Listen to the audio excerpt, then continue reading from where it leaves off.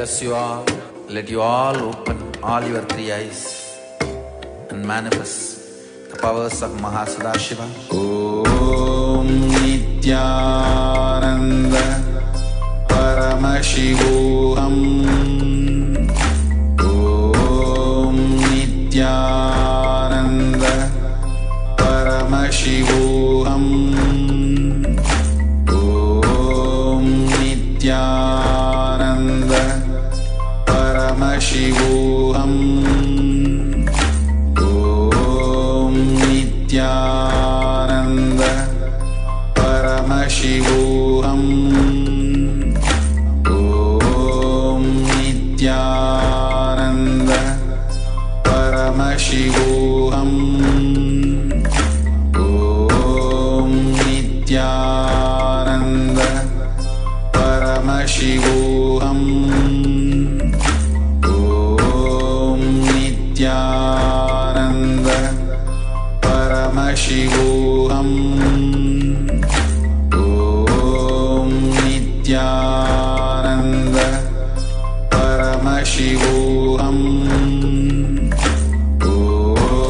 Nithyananda Paramashivam. Om Nithyananda Paramashivam. Om Nithyananda Paramashivam. Om Nithyananda Paramashivam. Om Nithyananda Paramashivam. Om Nithyananda Paramashivam. Om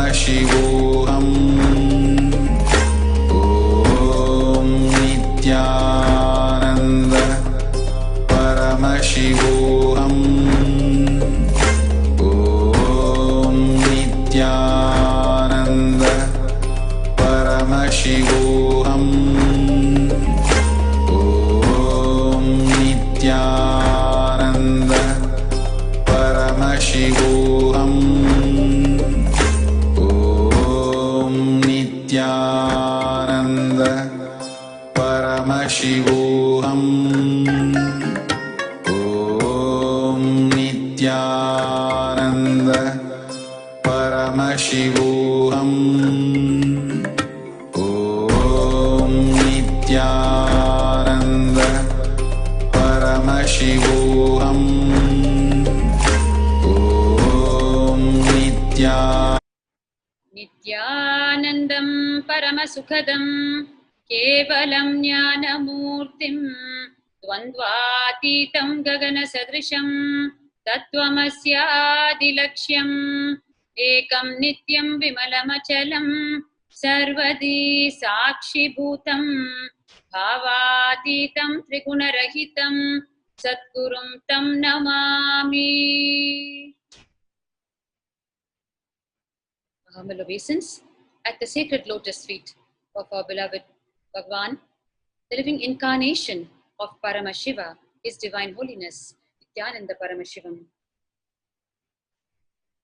Nithyanandam, and a warm welcome to each and every one of you who've gathered from all over the world for today's Nithyananda Satsang, the everyday morning discourse by Bhagwan Nithyananda Paramashivam, the living incarnation of Paramashiva. And today we are going to continue yesterday's topic, which was the lifestyle, the Charya Pada, the lifestyle which can give you the superconscious breakthrough. And today, of course, we are on our 7th day of the Paramashivoham Level 2 program, the ongoing marathon 16-hour-a-day, 16-day program directly with Bhagwan, gathered from all over the world.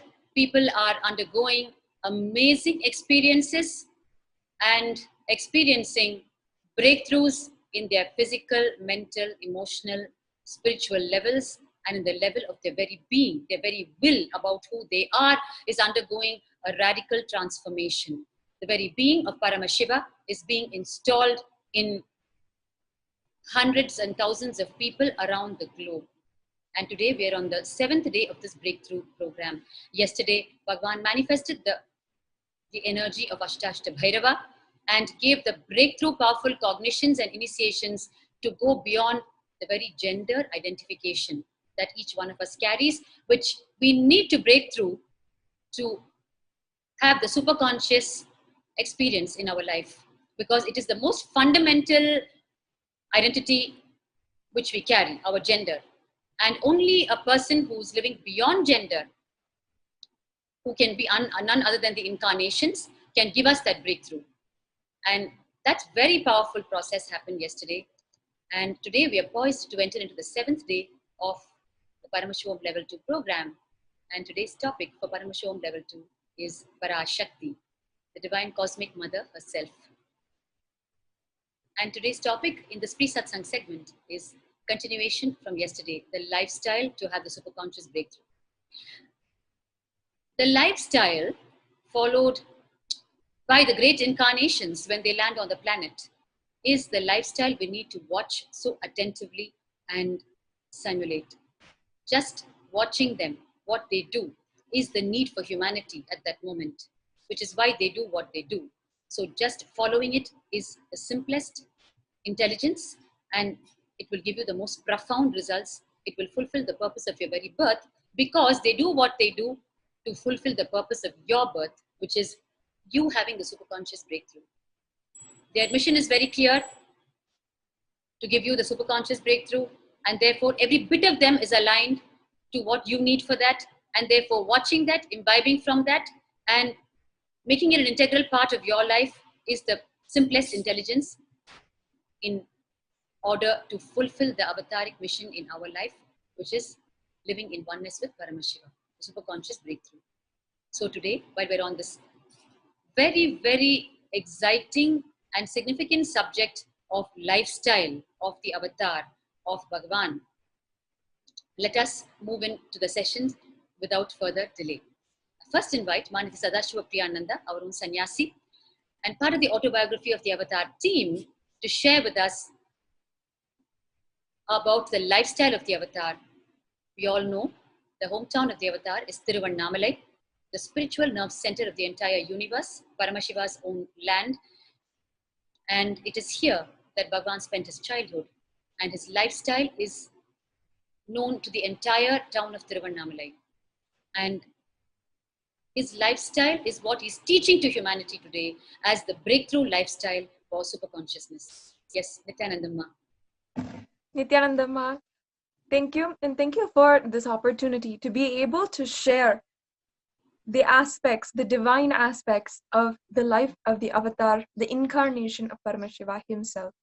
The aspects that we are going in today are his very items, the very archival items, the things which he actually used, the deities which he worshipped, the puja items which he used for his divine worship, the different types of notebooks, diaries, the alankaram items, the puja items, all of these things which he touched, and he infused his energy.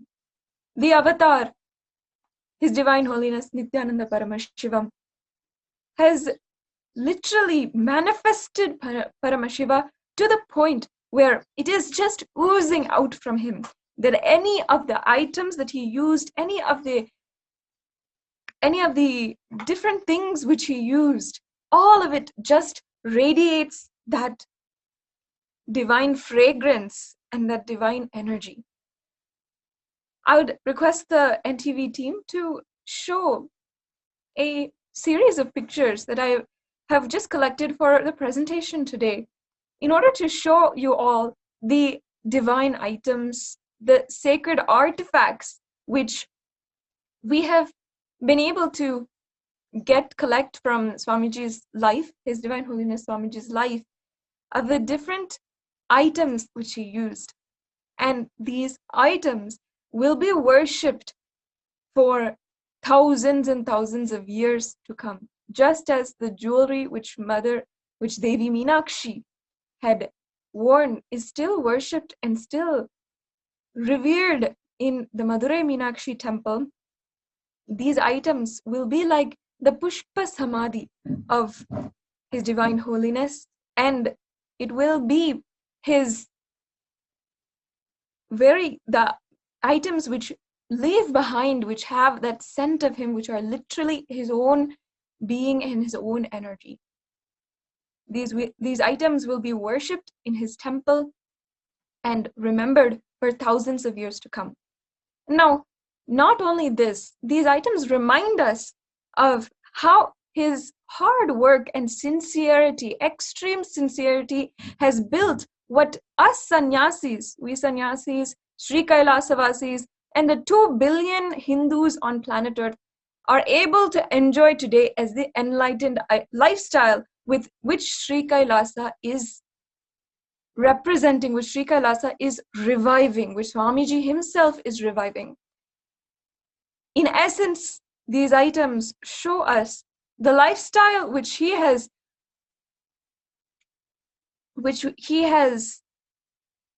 brought down, which he has revived from the Vedic civilization, which all of these items represent.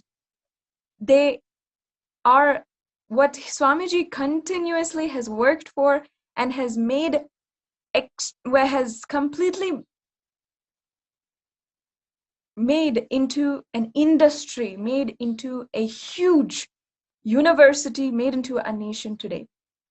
So as you can see in this first slide, which is there, it started with the carving of the divine Parashakti deity.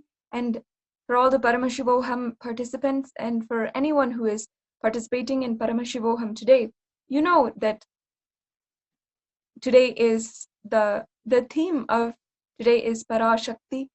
Swamiji had the divine darshan, where Parashakti herself manifested in a darshan where he could see her divine form, and then he manifested that Shakti, that divine darshan, into this deity which you can see. In the next slides, you'll be able to see also the other deities which Swamiji himself poured his energy into and carved. All of these items are the deities, puja items, which Swamiji himself worshipped. And now, Swamiji, His Divine Holiness, has made this what he used as a child, has completely intensified his action. The energy of Paramashiva intensified in order to serve the world, in order to serve millions of people. As you can see, this Nithyananda Sacred Arts University is established in order for all of us, millions of us, to be able to experience and to be able to live the lifestyle, the enlightened lifestyle, which is, of course, based in temple, based in deities. That is why Swamiji manufactures deities, has stone deities made, has the metal casting deities made, has so many deities made, just as he lived as a child and he made for himself, he is now making for the whole world to live as a lifestyle today. As you can see, these are all the Panchaloka deities which Swamiji is now manufacturing, now making and collecting in a very, very high speed, in high intensity. Another aspect of the Nithyananda Sacred Arts University and the lifestyle which Swamiji is reviving is doing the alankaram, the sacred worship to the deities.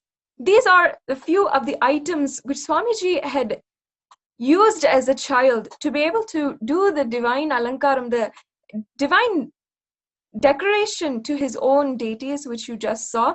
These are the Rudraksha, which he himself used to decorate himself, and to also as to use for japa, or the continuous chanting of sacred chants in Sanskrit. Now today, Swamiji has collected the largest ever Rudraksha collection with over 50 tons of Rudraksha in our Sacred Arts University campus in Adi Kailash in Birdi, Bengaluru, in India. These Rudrakshas are now used for Alankaram, the sacred decoration for deities, and also for all of us Adinavasis, all the Sri Kailasavasis, to be able to wear and use for japa, just like Swamiji did himself as a child.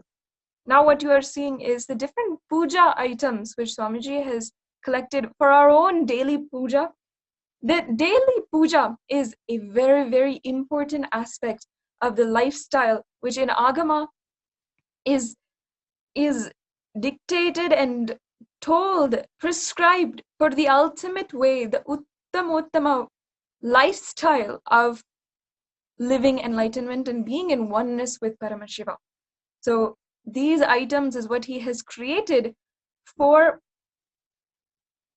these items are what he has created for all of us to be able to experience and work and have that experience of oneness with Paramashiva through puja. Another aspect is the Jnanalaya. What started out as the first book which Swamiji has ever written, the puja paddhati which Swamiji wrote as a mere 17-year-old, which was so detailed in his writing, is now today the Nithyananda Publications Department of the Sri Kailasa nation. And what he collected, the Upanishad and the palm leaf manuscripts, which he first got from his guru, Isaki Swamigal, is now today the largest national archives, which is presiding in Sri Kailasa, the largest collection of Hindu archives, Hindu books, scriptures, and so forth, which Swamiji has collected already in physical and also in digital means, and is making available for all of us to learn, and in this way reviving Sri Kailasa.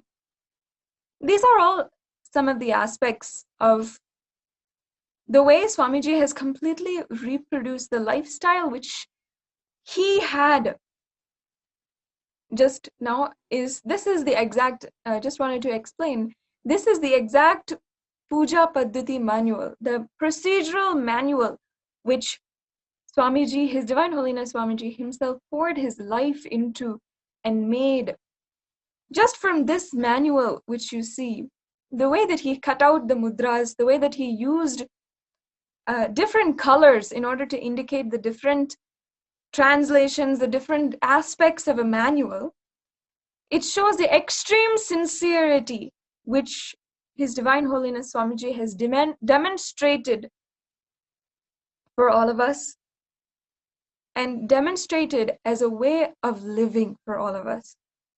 And the fact of the matter is that it's not only his lifestyle, and it's not only his own items and artifacts and his own words which can demonstrate his extreme sincerity and his ultimate lifestyle of the enlightened lifestyle.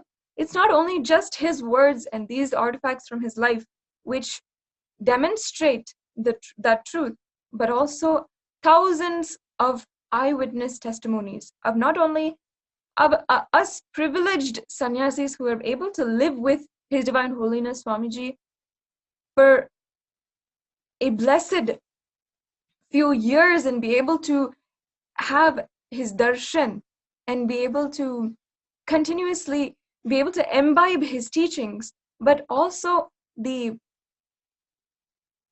eyewitnesses from his life, the different people who have come forward even when Swamiji was at a very young age, 4 or 5 different family members, relatives, people who were also from the town of the sacred town of Tiruvannamalai.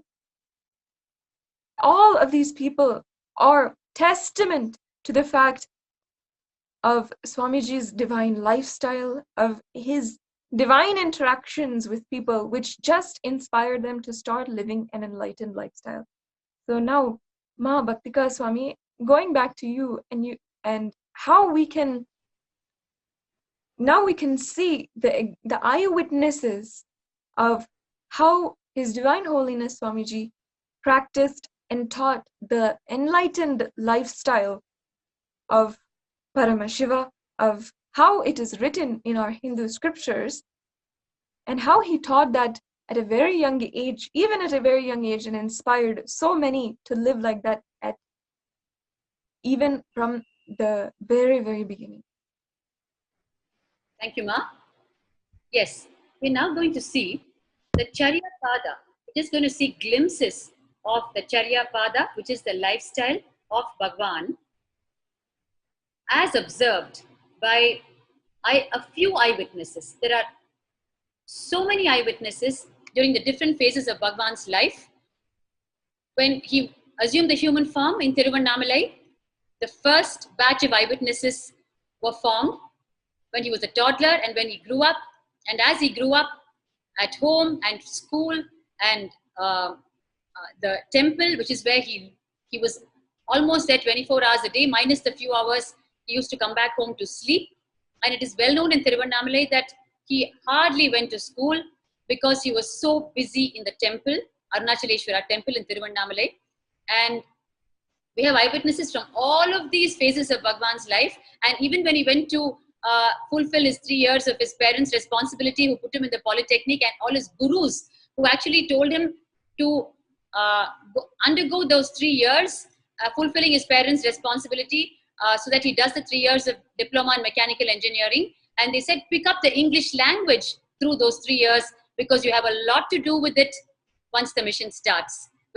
And today we know the very Paramashiva Jnana and Vijnana is being told for the first time in English in all of its original authenticity by Paramashiva himself in the form of Bhagwan. And so we have eyewitnesses from the Polytechnic age, and we have eyewitnesses from Ramakrishna Math, where Swamiji spent 4 austere years as a brahmachari. And so we have eyewitnesses from all of these phases of Bhagwan's life. They are all saying the same thing. The lifestyle never changed. The lifestyle was the same from day one, whether it is his aunt, who is his father's brother's wife, Shivabhushanam Ammal, who saw him from the day he was born, whether it is her or whether it is the Ramakrishna Math Brahmachari who was with him just before he set out to wandering in the Himalayas in 1999. Whoever it may be, you will understand from the sharings, the thread is the same. And that shows us the consistency of the avataric mission from day one, and whatever we are seeing today as Bhagwan's lifestyle and whatever he's teaching to the whole of humanity as the lifestyle for superconscious breakthrough, he has followed from day one. Let us watch these eyewitnesses. Let's listen to them very deeply. Every word they say is too precious, because it will help us go deeper and deeper into who Bhagwan is, and to help us understand the seriousness of the entire avataric mission, and to help us understand how consistent he was and how consistent we need to be in our life to have the superconscious breakthrough. Because it is the effort, untiring effort of the incarnations to live and show us how to live. So it is just not sweet memories of people. It is a huge teaching to each one of us through each of these sharings. Let us watch it with our very being. The first person we're going to watch is Shivabhushanam Ammal, who is Bhagwan's father's older brother's wife. They all lived in the same home complex in Tiruvudal Street in Tiruvannamalai. And so they were a huge joint family, and she's a direct eyewitness from the day she was born.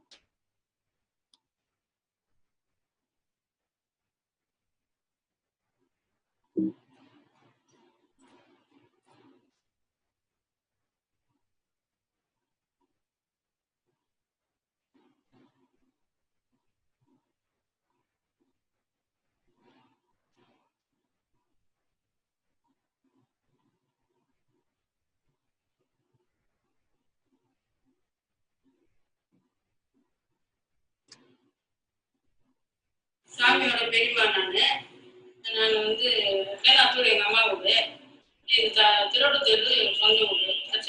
என் பேர் சிவபூஷணம். 67, 66 வயசு ஆகுது. சாமி வந்து அண்ணாமலையாலே வந்து எங்கள் குடும்பம் குடும்பத்துல பிறந்த மாதிரி நான் ரொம்ப சந்தோஷமா இருக்கிறேன். என்ன சொல்றதுன்னே எனக்கு தெரியல. அண்ணாமலையில வந்து கூட பிறந்த மாதிரி அவர் சின்ன வயசுல ரொம்ப டேலண்ட், ரொம்ப டேலண்ட். படிப்புலயும் சரி, சாமி சுத்தத்துலயும் சரி, கோயில் சுத்துவார். காலையில போகணும், கோயிலுக்கு போயிட்டு வர பட்டப்பட்ட விபூதி அடிச்சுன்னு கோயிலுக்கு போயிட்டு வருவாரு. கோயிலுக்கு போயிட்டு வந்து ஸ்கூலுக்கு போவாரு. ஸ்கூலுக்கு போயிட்டு வந்து சாயந்தரம் கோயிலுக்கு போவாரு. அவங்க தாத்தா ரொம்ப ஃப்ரெண்டு மாதிரி தாத்தா போய் 2 பேரையும் தாத்தா கோயிலுக்கு இட்டுன்னு போவாரு. சாமி எப்பவுமே 5 மணிக்கு எழுந்திருக்காரு. 5 மணிக்கெல்லாம் எழுந்திரிச்சுக்காரு சாமி. எழுந்திரிச்சிட்டு போயிட்டு 5 மணிக்கே காலையில ஃபர்ஸ்ட் குளியல் அவர் தான். தீபாவளிக்கு 12 மணிக்கு குளிச்சுடுவாரு. கரெக்டா 12 மணிக்கு குளிச்சுட்டு படாசு அவங்க பாட்டி விட்டு போய் படாசு வச்சுட்டு வந்து அப்புறம் தான் இங்க படாசு எடுப்பாரு. அதே மாதிரி எப்பவுமே 5 மணிக்கு எழுந்துக்குவாரு. 5 மணிக்கு எழுந்துக்கின்னு போயிட்டு கோயில் சுத்திக்கின்னு அந்த ரகுபதி எழுதி சொல்லுவாரு. யோகா சொல்லி கொடுத்தாரு. எங்க பெரிய பையனும் சேங்கரு செந்தில் கூட போகணும். யாரும் இவங்க எல்லாம் கும்பலா போவாங்க. யோகா சொல்லி கொடுப்பாரு. அப்படி யோகா எல்லாம் கத்துக்கின்னு அப்புறம் வந்துதான் ரெடி ஆகிட்டு அப்புறம் ஸ்கூலுக்கு போவோம். மலை சுற்றுவாரு, அடிக்கடி மலை சுற்றுவாரு. நான் வந்து எதுவா இருந்தாலும் என்கிட்ட தான் சொல்லுவாரு. எந்த கதையா இருந்தாலும் நான் தான் சாமியோட கதையெல்லாம் ரொம்ப இன்ட்ரெஸ்டா கேட்பேன். சாமி எனக்கு ரொம்ப இன்னும் கோயிலுக்குலாம் போக முடியறது இல்லை. அதனால சாமியிலேயே கேட்டு தெரிஞ்சுக்குவேன் எல்லாம். மகாபாரதம் கதை ஒன்று சொன்னாங்க. அது வந்து சாமி அது சேகர் ராஜசேகர் சாமி பேரு. சேகர் வந்து கோயிலுக்கு போயிட்டு வந்து மகாபாரதம் பார்த்து வந்து எனக்கு சொல்லு அந்த கதையை நான் கேட்கறேன் அப்படின்னு சொல்லுவேன். திருப்பனந்த வாரியார் வந்து எப்படி உட்காராரோ அப்படியே சபாவம் போட்டு காலம் மாதிரி அழகா உட்காந்துனேன். நல்லா பொருள் அழகா டான்னு திருப்பனந்த வாரியார் மாதிரி பேசுவாரு. நல்லா பெரிய ஒரு 2-3 சங்கிலி கல்லிலே சங்கிலி கொத்து வச்சிருக்கு. அது நான் பார்த்ததே இல்லை. அப்புறம் சாமி சொன்னார், மாமியார் மாதிரியே அம்மன் கோயில்ல சாமி கோயில போற இடத்துல கல்லிலே சங்கிலி செஞ்சு கோத்து வச்சுக்கிறாங்க, நீ பாத்தியா அப்படின்னு. அப்புறம் தெரியாது சார், போற வாரம் நான் பார்க்கவே இல்லையே அப்படின்னு அவன் போய் பார்த்தாக்கா அதே மாதிரி கல்லிலே சங்கிலி கோத்து வச்சுக்கிறாங்க. சங்கிலி மகிழ்ச்சி சங்கிலி மாதிரி கோத்து வச்சுக்கிறாங்க, மாட்டி வச்சுக்கிறாங்க, ஹைட்ல மாட்டி வச்சுக்கிறாங்க. அந்த மாதிரி சாமி சொன்னாதான் எனக்கு ஒன்றும் தெரியும். சாமி சொன்னது எங்க மாமியார் கிட்ட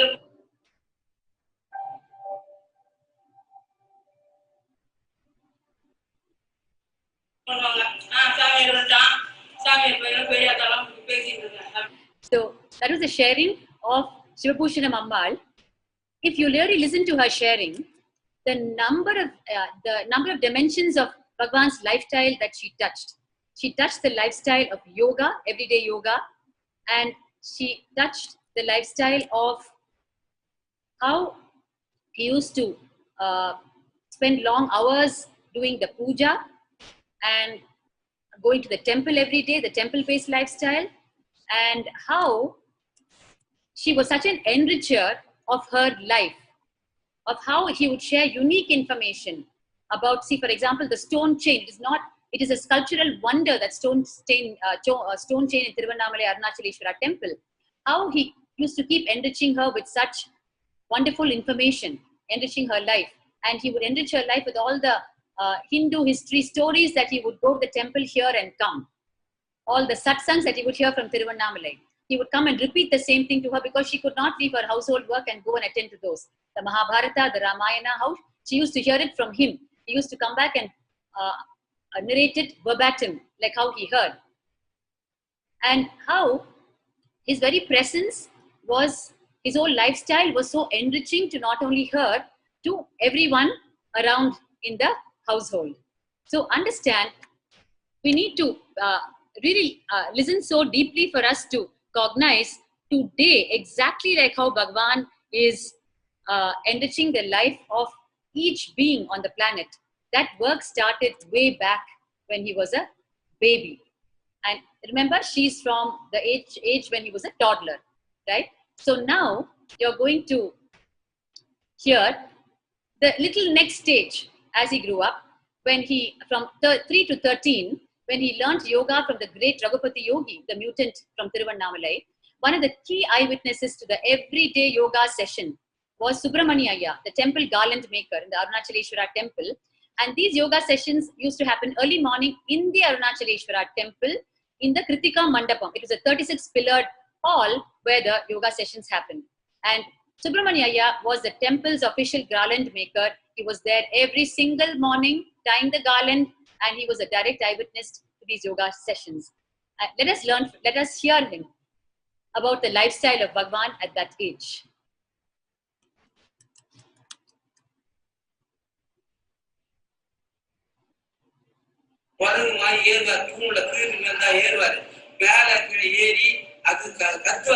இது மாதிரி சத்தம் போடுவாரு, ஊழல் விடுவாரு. ரகுபதி யோகி கத்து கொடுப்பாரு, இப்படி போ இப்படி போடுவாரு. ரகுபதி யோகி அந்த சுவாமி சுப்பிரமணியர் உட்கார மேடையில இப்படி அந்தரங்கத்துல மாதிரி ஒரு 4 வருடம் தூப்பாரு. உட்காந்து சப்ளாமம் போட்டு உட்காந்து அப்படி தூப்பாரு, ஜம்ப் பண்ணி தூக்குறாரு. அந்தரங்கத்துல ஏறி அந்தரங்கத்துல உட்காந்து 4 நிமிஷம் 3 நிமிஷம் அப்படியே அழுக்கா இருப்பாரு.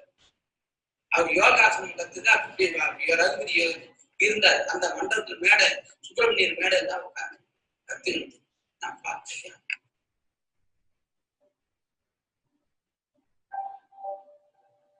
நித்யானந்த சுவாமி அந்த கிருத்திக மண்ட தூண்ல ஒரு தூண்டை யாராவது தூண் கிடையாது. அந்த 36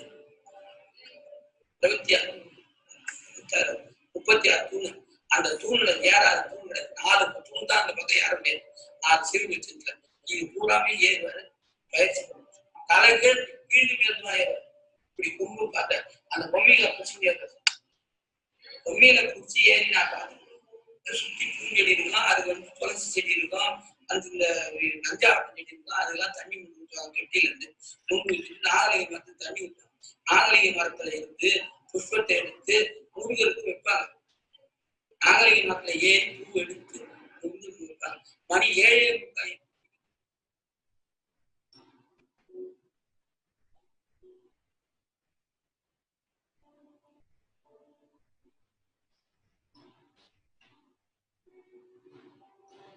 மணி 7:45 மணிக்கெல்லாம் 7:45 8 ஆக மாட்டேன். பள்ளிகளை கன்னியாகுமரி போய் பள்ளிக்கு போய் வீட்டுக்கு போய் அப்புறம் பள்ளியில போயிடுவாங்க. நிச்சயப்படி தினந்தோறும் அவங்க 5:45 மண்டபத்தை ஆயிடுவாங்க. மண்டபத்தை தாக்கலாடாங்க. நாளே வேறா மழை பெஞ்சா அவங்க வருவாங்க. வராத நாள் இல்ல, என்ன மழை பெஞ்சா யோகாசனம் சுவாமியை பார்க்கும்போது பார்த்தா அண்ணாமலையார் உள்ள பார்த்து தெரியும். அதுல ஒன்றும் சந்தேகம் கிடையாது. சுவாமிக்கு வடாதிபதி துர்தம் 4வது திருவண்ணாமலையில So that was Subramaniaya, the temple garland maker, sharing with us. And so beautifully, towards the end, he says, every time I saw Swamiji, it was like seeing Annamalayar himself.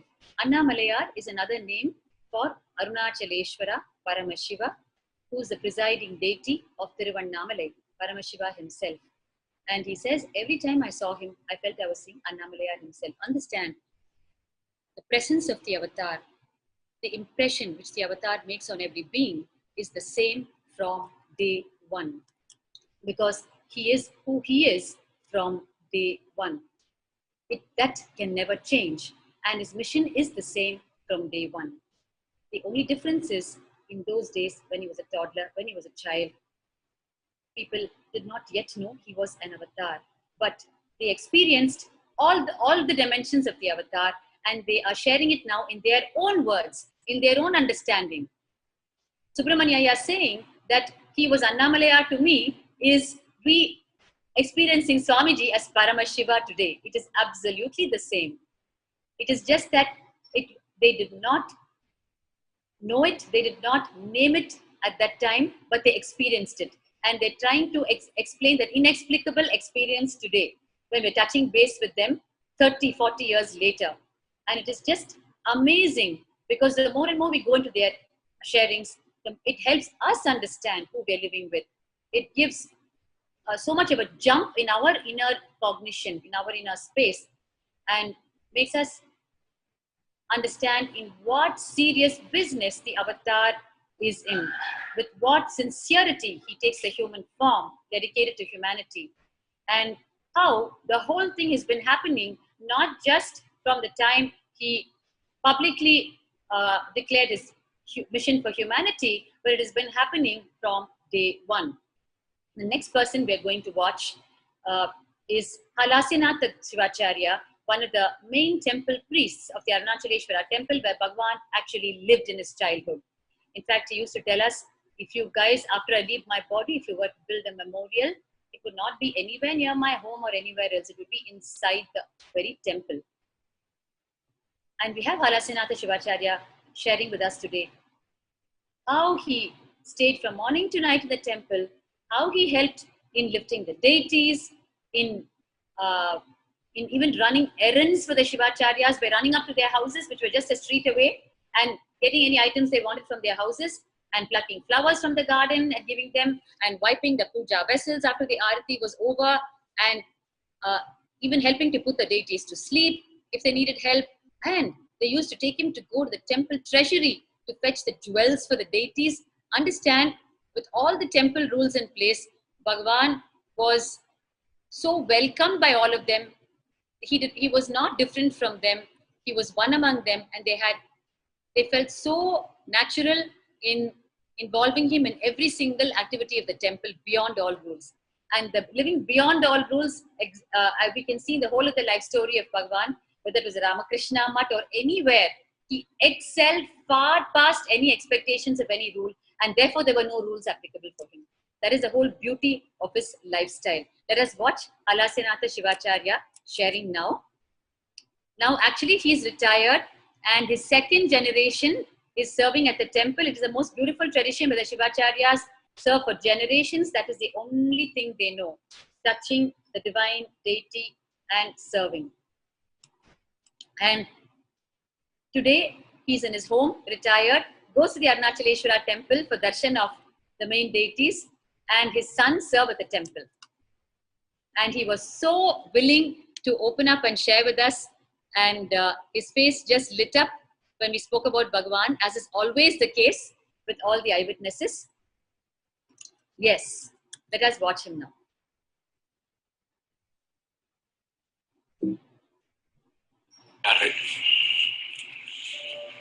Nityananda சுவாமிகளை பற்றி சொல்ல வேண்டுமானால், அவர் திருவண்ணாமலையிலே பிறந்தவர்.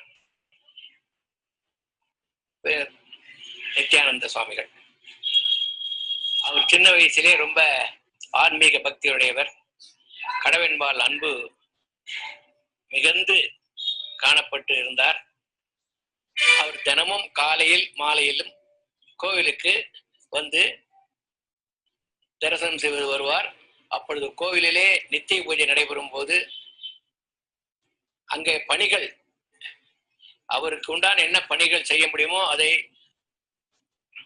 தீபாராதனை, அலங்கார தீபாராதனை முதலெல்லாம் அழுக்காக இருந்தால் அதை தொடர்த்தி வைத்து நல்ல முறையில செய்து வைப்பார். கீழே உள்ள இருக்கிற இதுக்கு தரையில சுத்தம் செய்து வைப்பார். அந்த மாதிரி பல விதமான, அந்த காலத்திலே சிறு வயதிலிருந்தே அவருக்கு ஆன்மீக பற்றோடு செய்து வந்திருந்தார்.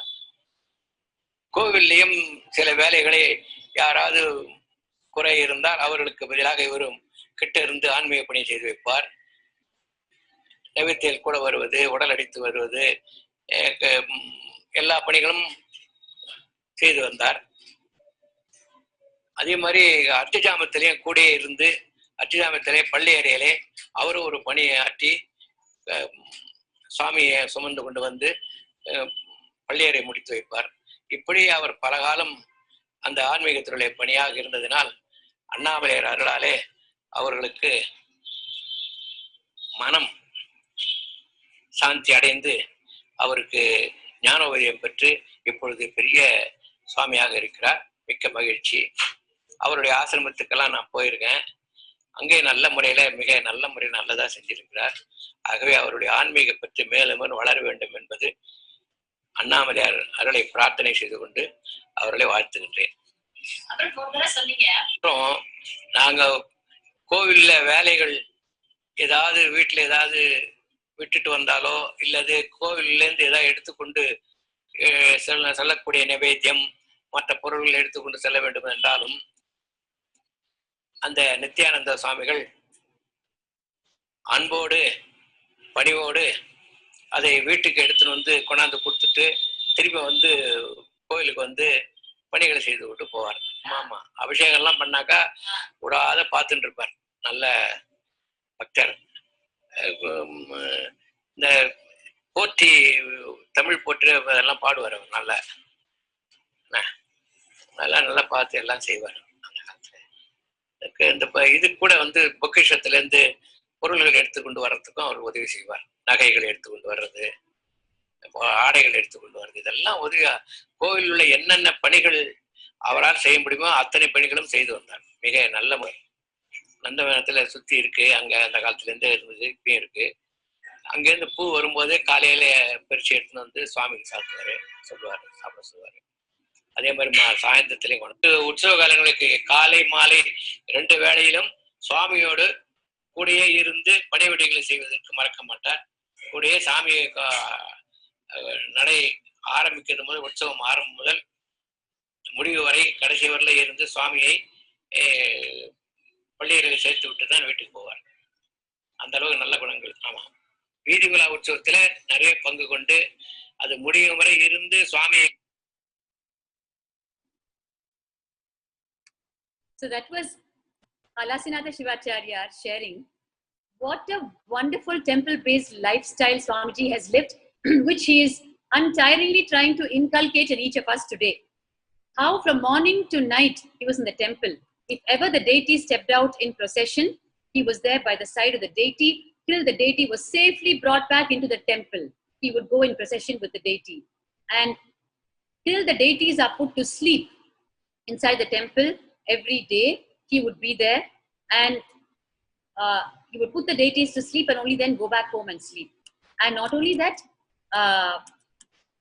he would help. The Shivacharya was sharing any temple service, any temple seva, he would be standing there the whole day just waiting for us to tell him so that he could do. And he did many sevas untold. That's all. Bringing the flowers to the deity, wiping the puja vessels and keeping, running errands for the Shivacharyas, and what not. And so he was an extension of the family of Shivacharyas, and they all loved him, and he was a dear child to each one of them.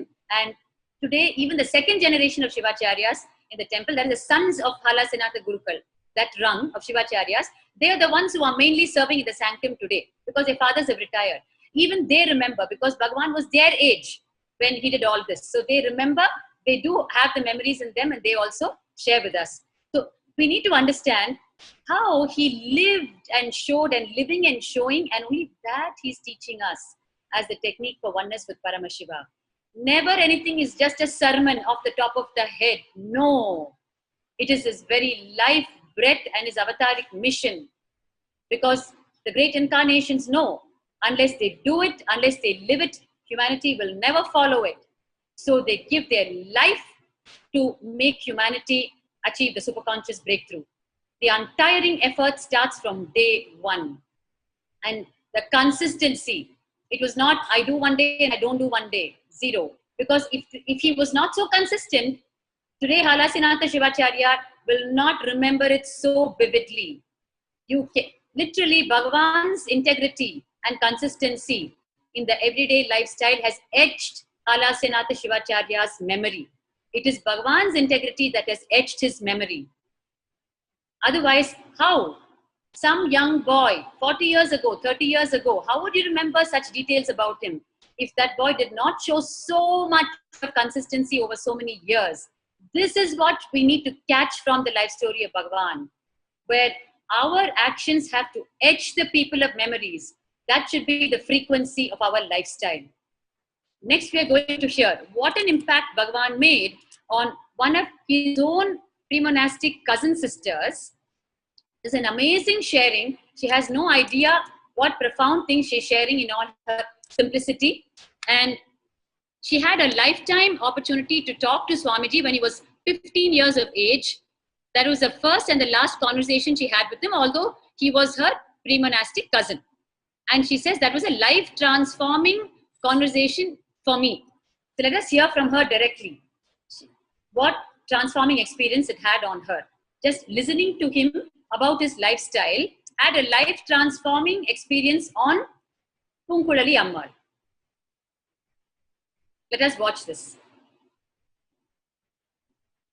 அது மாதிரி பேசும்போதுதான் நான் தெரிஞ்சுக்கிட்டேன். அவங்ககிட்ட நான் first start ஆனதுன்னு பாத்தீங்கன்னா, நான் ஒரு cinema பத்தி ஏதோ சொல்லி ஸ்டார்ட் பண்ணேன். அப்ப பாத்தீங்கன்னா அப்படியா அதை பத்தி எனக்கு எதுவும் தெரியாதுன்னு சொன்னாங்க. அப்படி சொல்லும் போது எனக்கு ரொம்ப ஆச்சரியமா ஆயிடுச்சு. ரொம்ப ஃபேமஸா இருக்கிற படத்தை பத்தி சொன்னா ஏன் இவங்களுக்கு தெரியல அப்படிதான் நான் ஃபர்ஸ்ட் நினைச்சேன் பாத்தீங்கன்னா. அதுக்கப்புறம் வந்து ஏன் இது கூட தெரியாதான்னு, இல்ல நான் டிவி பாக்குறது இல்லதான், அது ஒரு பெரிய ஷாக் இதுல. அப்பதான் வந்து ரொம்ப எல்லாருமே டிவி பாக்குறவங்க, டிவி சினிமா ஏன் அப்படின்னு சொல்லிட்டு கேட்கறதுக்கா இல்ல அப்ப நீங்க என்ன பண்ணீங்க பொழுதுபோக்குன்னு சொல்லும் போது, அதுக்கப்புறம் தான் அவங்களோட பழக்க வழக்கங்கள்லாம் சொன்னாங்க. காலையில 3 மணிக்கெல்லாம் எந்திரிச்சுப்பேன், 3 மணிக்கே போயிட்டு நிறைய யோகாசனம் ஏதேதோ பயிற்சி எல்லாம் சொன்னாங்க. அது வரைக்கும் பண்ணிட்டு 6 மணி 7 மணி ஆன பிறகுதான் அவங்க ரொட்டீனா டியூஷன் போறது படிக்கிறதுக்கு அது மாதிரி டைமே ஸ்பெண்ட் பண்ணுவாங்களாம். அது மாதிரி சொல்லும் போது ஆச்சரியமா இருந்தது எனக்கு. ஆனா ஃபர்ஸ்ட் அது மாதிரி ஒரு பழக்க வழக்கம் இருந்து சொன்னக்கூடியவங்க அவங்க ஒருத்தர் தான் எனக்கு தெரிஞ்சு. அது மாதிரி பேசும்போது ரொம்ப ஆச்சரியமா இருந்தது. அப்படியான்னு சொல்லி கேட்டுட்டு இருந்தப்போ, அதுக்கப்புறம் அருணைநாயகி கோயில்ல போயிட்டு நாங்க பூஜை பண்ணுவோம். அதுக்கப்புறம் அண்ணாமலையார் கோயில்ல வந்து வசந்த உற்சவம்னு சொல்லிட்டு சித்திரை மாசம் நடக்கும். அந்த உற்சவம் போலவே இங்க பொம்மை வச்சு நாங்க வீட்டுல இது பண்ணுவோம் அப்படி சொல்லி அதெல்லாம் பண்ணி காமிச்சாங்க. அதெல்லாம் ஒரு ஆச்சரியமா இருந்தது. ஏன்னா அவ்வளவு சின்ன வயசுல வந்து இவ்வளவு விஷயங்கள் தெரிஞ்சுன்னு இருக்கிறாங்கன்னும் போது ரொம்ப ஆச்சரியமா இருந்தது. அப்ப ஒரு 2 மணி நேரம் பேசினோம். அவங்க சொல்ற ஆனா நான் பேசினதோட அவங்க பேசினதுதான் அதிகம்.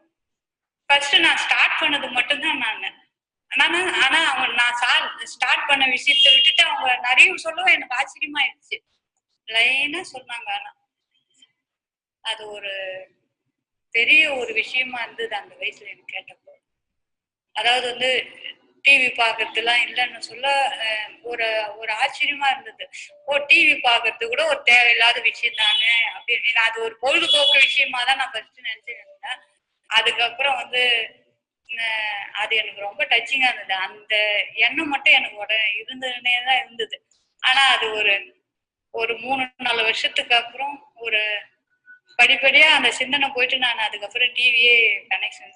ஏன்னா அது அடிப்படையா அவங்க சொன்னது வந்து எனக்குள்ள இருந்தது. அந்த ஒரு விஷயம் பாத்தீங்கன்னா வந்து நம்ம சாமி கும்பிடுவோம், இருந்தாலும் கும்பிடுவோம், பொழுதுபோக்கு இருக்கும், எல்லாமே இருக்குன்ற மாதிரி இருந்தது. அதுக்கப்புறம் தான் தெரிஞ்சது இது மாதிரி தேவையில்லாத விஷயத்தெல்லாம் தவிர்க்கும் போது நம்ம எவ்வளவு ஒரே ரூட்டிங்ல நேரம் போக முடியுன்றது அப்ப எனக்கு ஃபிளாஷ் ஆச்சு. அதுக்கப்புறம் நானும் கூட சினிமா தேட்டர் போறத விட்டுட்டு 15 வயசுல ஒரு படம் லாஸ்டா பார்த்தேன் தேட்டர் போயிட்டு. அதோட சரி தேட்டர் போறது.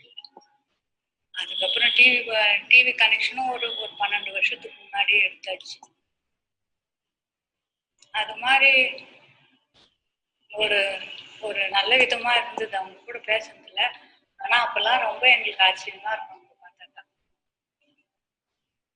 ரொம்ப ஒரு சந்தோஷமா இருந்துச்சு, ரொம்ப ஒரு ஆச்சரியமா, ரொம்ப அந்த நேரத்துல எங்களுக்கு எல்லாம் வந்து ஒரு பெரிய ஒரு அதிசயமா தான் இருந்தது. பழக்க வழக்கங்கள் எல்லாமே வந்து ஆச்சரியமா இருந்தது. ஆனா நான் இது மாதிரி பேசிட்டு 1 வருஷத்துக்கு அப்புறமே அவங்க சன்னியாசம் வாங்கிட்டாங்க. அதனால எனக்கு அப்ப சன்னியாசம் வாங்கிட்டாங்கன்றது வந்து எனக்கு அதிர்ச்சியா இல்ல, கரெக்ட் தான் தோணுச்சு. ஏன்னா 1 வருஷத்துக்கு முன்னாடியே இப்படி பேசினாங்க. ஆனா பரவாயில்ல, ராமகிருஷ்ண மடம்லாம் போயிட்டு சேர்ந்துட்டாங்க பத்தியா அப்படின்னு ரொம்ப அந்த வயசுல எனக்கு கொஞ்சம் பொறாம இருந்தது. ஏன்னா நம்ம எல்லாம் பொம்பளைங்க இல்லைங்களா, டக்குன்னு நம்ம இஷ்டத்துக்கு எங்கேயும் போக முடியாது, வர முடியாது. ஆனா அவங்க நினைச்சபடி ஒரு குறிக்கோளா இருந்துட்டு கரெக்டான இடம் ஸ்டேஜ் போயிட்டு சேர்ந்துட்டாங்க. தொடர்ந்து அவங்களோட அடுத்தடுத்த மூவ்மெண்ட் எல்லாமே நான் பத்திரிகைகளை பார்த்து படிச்சுப்பேன். அவங்க ஏதாவது புக்கு எதாவது கிடைச்சதுன்னா படிப்பேன், அது மூலியமா தெரிஞ்சுப்பேன். ஆனா நான் போனதில்லை, உண்மையில நேர்ல போய் பார்க்கல. நான் ஒரு தடவை கூட பார்க்க. That was Bhagwan's own pre-monastic cousin sister, Punkurali Ammal, sharing in all utter innocence how profoundly she shares that just one conversation with Bhagwan when he was 15 years of age has transformed her life forever. And her second generation, her daughters, have grown up without even a television connection in their house. Imagine every moment of his presence on the planet through his lifestyle is contributing to the life to give superconscious breakthrough to some being or the other. There are too many sharings to share with you, and we will definitely continue to share. It is now time. We need to move on further in the session. And I invite Manitya Atmananda Swami, our own sannyasi, whose life Bhagavan has touched, that she's our own Purna sannyasi today. I invite her to share how Bhagavan's lifestyle and the presence of him in her life has changed her life forever. Nithyanandamma. Nithyanandam Bhaktikama. My God, it is so much joyful even to hear this. I actually has taken sannyas when I was 21. So it's like from that time onwards, when I'm listening to any of the testimonials from Swamiji's pre-monastic group, like whether they are neighbors or anybody, one thing which I can tell all of us is never there is a change. It is only one thing what Swamiji has started from the day one, from the time he has taken birth, even now.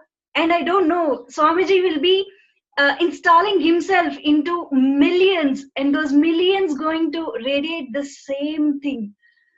I can say, when I was like in my BTech, when I was in my studies, it's like I hardly know what a sunrise will be. You know, very rarely I get to even see the sunrise. Means I always used to wake up at 8 o'clock. Even if it is like 8 o'clock is when I'm going to the college or and doing my schooling at that time. If it is holidays, forget about 8 o'clock. It might be 12 o'clock or 1 o'clock noon. But now, very effortlessly, like me, and there are much more younger kids, and I can say this present generation, which basically who doesn't know what they are doing in their life, like that kind of a generation is so promptly. They all wake up early in the morning, Brahma Muhurta, doing yoga, puja, and listening to the powerful cognitions through satsangs, and such kind of powerful life it is. We all know, in this generation especially, if anybody says we never listen to it, if anybody does it and shows it, it is a successful formula to live. It is the only way to succeed in life. That's it. We catch it and we just do it.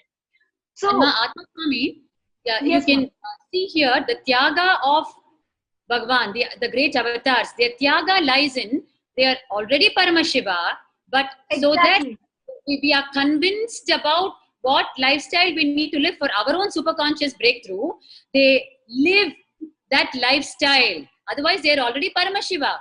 But they go through every phase in their life in all its nitty-gritties. There cannot be a bigger Tyaga than this, than taking the human form and living through each phase and showing us. And today, in order to help us listen to his satsangs deeply so that we catch their powerful cognitions, he tells us how he attended satsangs in Tiruvannamalai. Like how his Perima was sharing today. He would go listen to the satsangs of Mahabharata, Ramayana, Kripananda Variyar, all of them. And he would come home and repeat it verbatim. And he is telling us, listen deeply so that you can repeat the truths for yourself.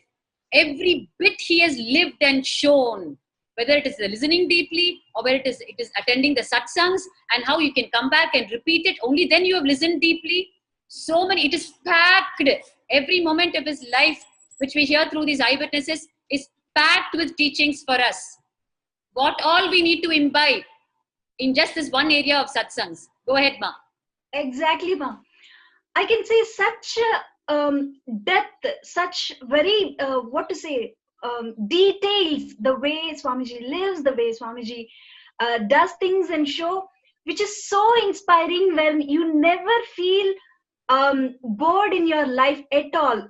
Today's the generation is going through the biggest problem is boredom, which is like literally you cannot see that kind of a lifestyle in our whole, our whole Adinam lifestyle. That is why the youngsters, the whole young generation is just in Adinam with so much of bubbling joy, always smiling, jumping around. It was so inspiring even to have such kind of atmosphere.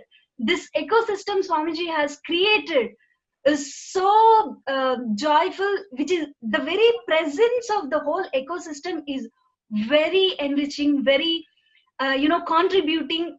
It is so joyful.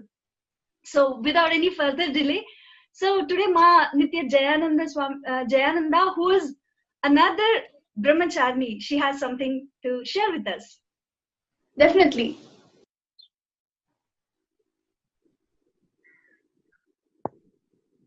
I think in today's, especially today's scenario, like you were mentioning about boredom,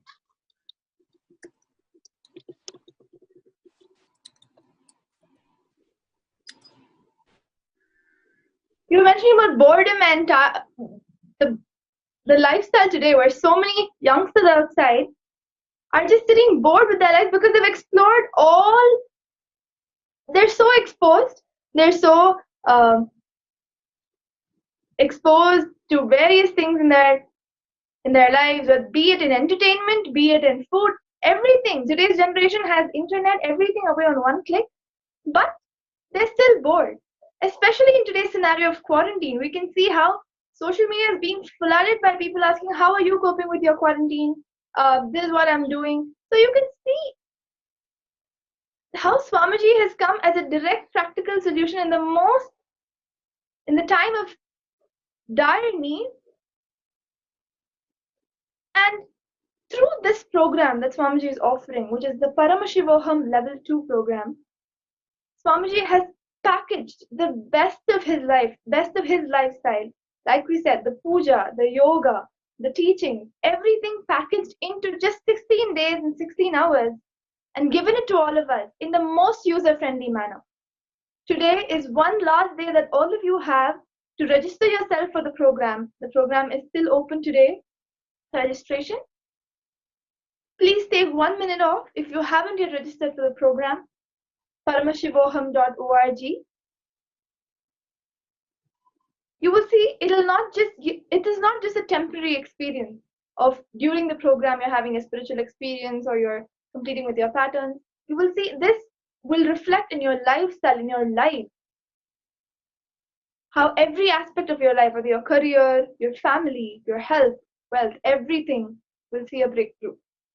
Please take a few seconds to register yourself for the program. You can read more about the program on the website. This is the last day that you can register for the program. Do not miss this opportunity if you're listening to us and you haven't yet registered. With this, it is time for us to welcome and receive the sacred truth, the powerful cognitions by Swamiji, His Divine Holiness himself. While you register, let us also prepare to receive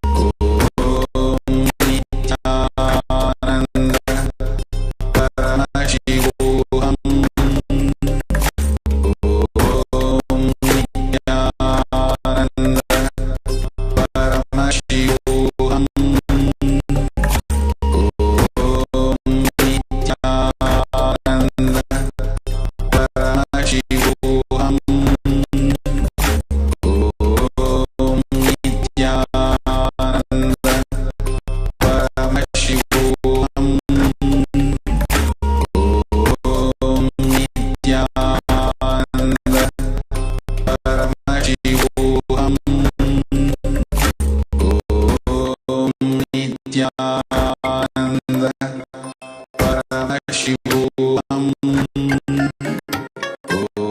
Om Nithyananda, Paramashivam, Om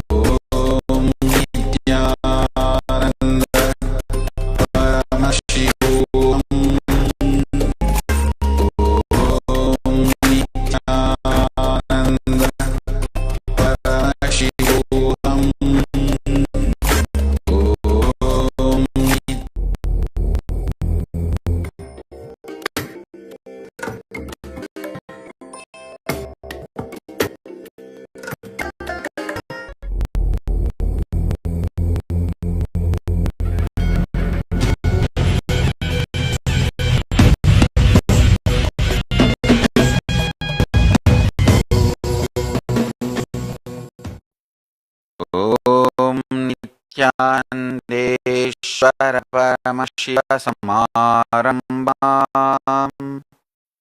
Nithyanandeshwari Parashakti Madhyam Asmadacharya Parayantam Vande Guru Paramparam.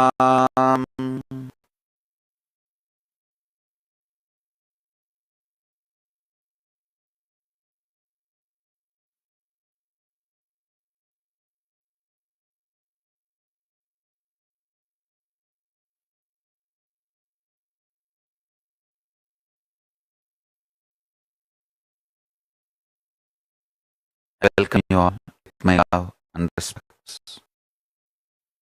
I welcome all the devotees, disciples, Samajis, Satsangis, Srimans, Mahants, Tanidar, Kotari, visitors, viewers, sitting with us all over the world through Nithyananda TV and two-way video conferencing, having an energy. I welcome all the Kailasa Yoga participants, Nithyananda Yogam participants, Nithyananda Hindu University students, and Nithyananda online Gurukul. Let's call it e-Gurukul. Nithyananda e-Gurukul students, everyone sitting with us all over the world. Welcome all of you with my love and respects.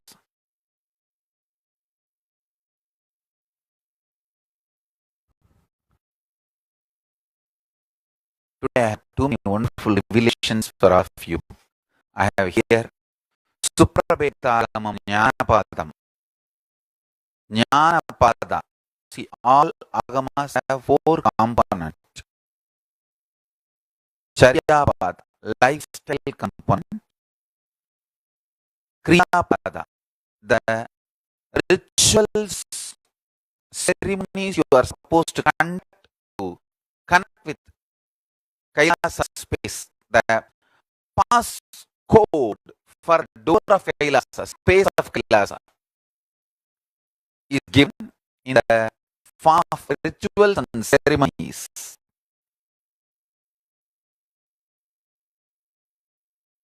That is Kriya Pada. And Yoga Pada is all about uniting you with Paramashiva. And Jnana Pada is also called Vidya Pada. Knowledge, the original Jnana and Vijnana, knowledge of Kailasa, Paramashiva Jnana and Paramashiva Vijnana is in Jnanapada. These four components will be there in all agamas. So today I have Suprabhe agamas Jnanapada. Understand, many of the knowledge, Jnana and Vijnana I receive from Kailasa, Paramashiva Jnana, is confirmed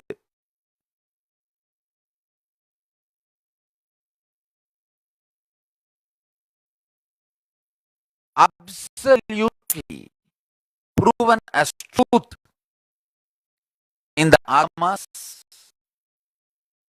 and even modern day science is tiptoeing, catching up with agama in realizing many of the facts agama is revealing. Suprabheda agamam Jnanapadam, I have multiple things to reveal.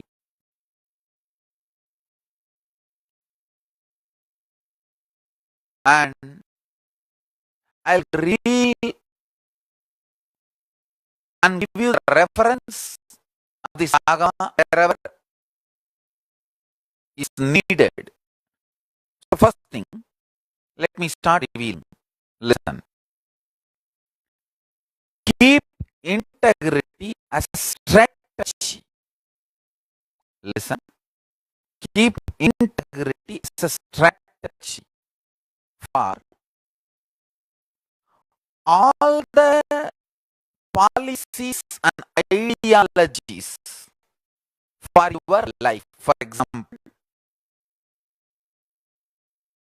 when you start growing, you need to evolve a policy about your eating, certain ideology about your eating. I tell you,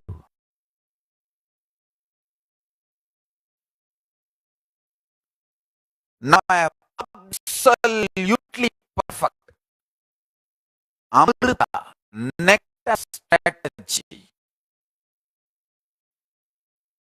for every human being. Understand? I'll tell you a very simple incident. It really happened. At least 10 times I tested, minimum 10 times. By mistake, one fly fell in the water when I was taking bath. But I was shocked. The guy did not die and started swimming and playing. I just lifted him and lifted him out of the water so he can save himself. He should not die. But he comes again, jumps into the water and flies and doesn't die. I was shocked. What happened? Maybe this guy is fly who can live in water. I just let it. After 10 minutes, I saw him slowly walking out and did not die and went away. And then after a few days, this happened in the last 6 months, multiple times. I sipped my tea and kept the teacup and same way one fly. Well, and he was not struggling or anything, being suffocated, just nicely enjoying and then moving this inside and outside. What is going on? After multiple times when this happened, I realized the tea I sipped has become nectar and the fly is not dying because it has sipped the nectar. Of course, pros apart, I am talking to my disciples. All of you understand. To all my disciples, I want to assure you, I have got these signs.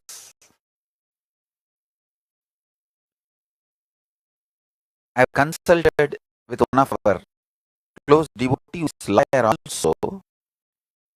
Yes, very strictly told me that Swamiji first do copywriting, establish this whole science to the modern day humanity, then reveal it. Otherwise,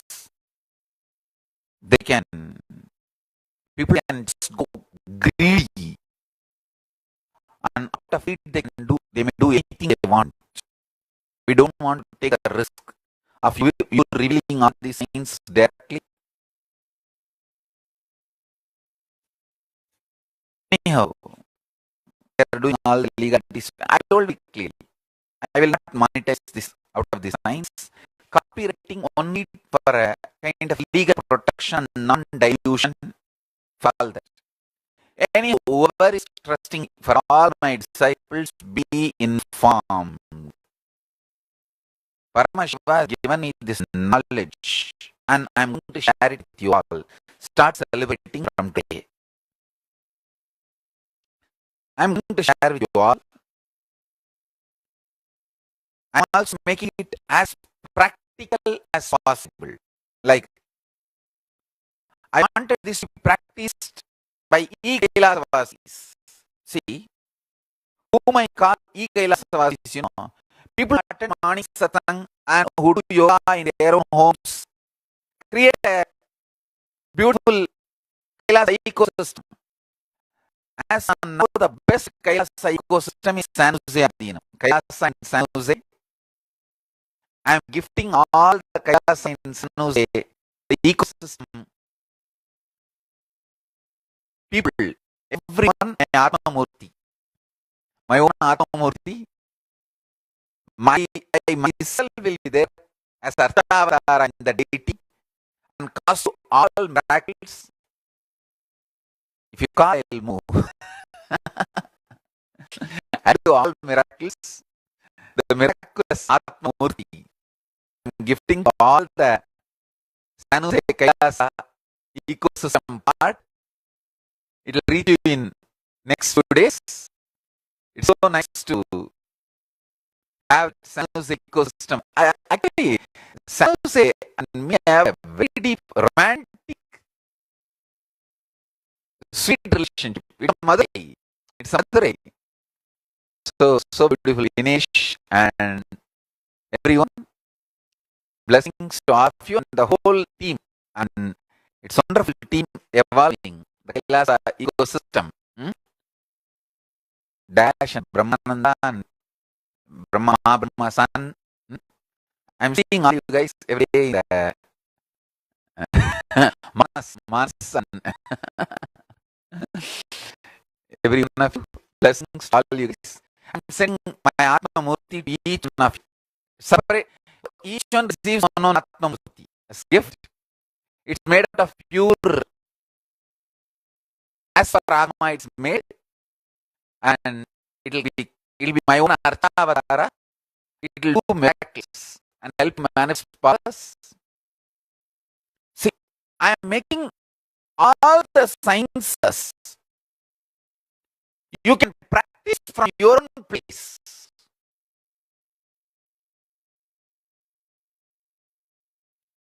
Like, you can be in your own home, morning, only like a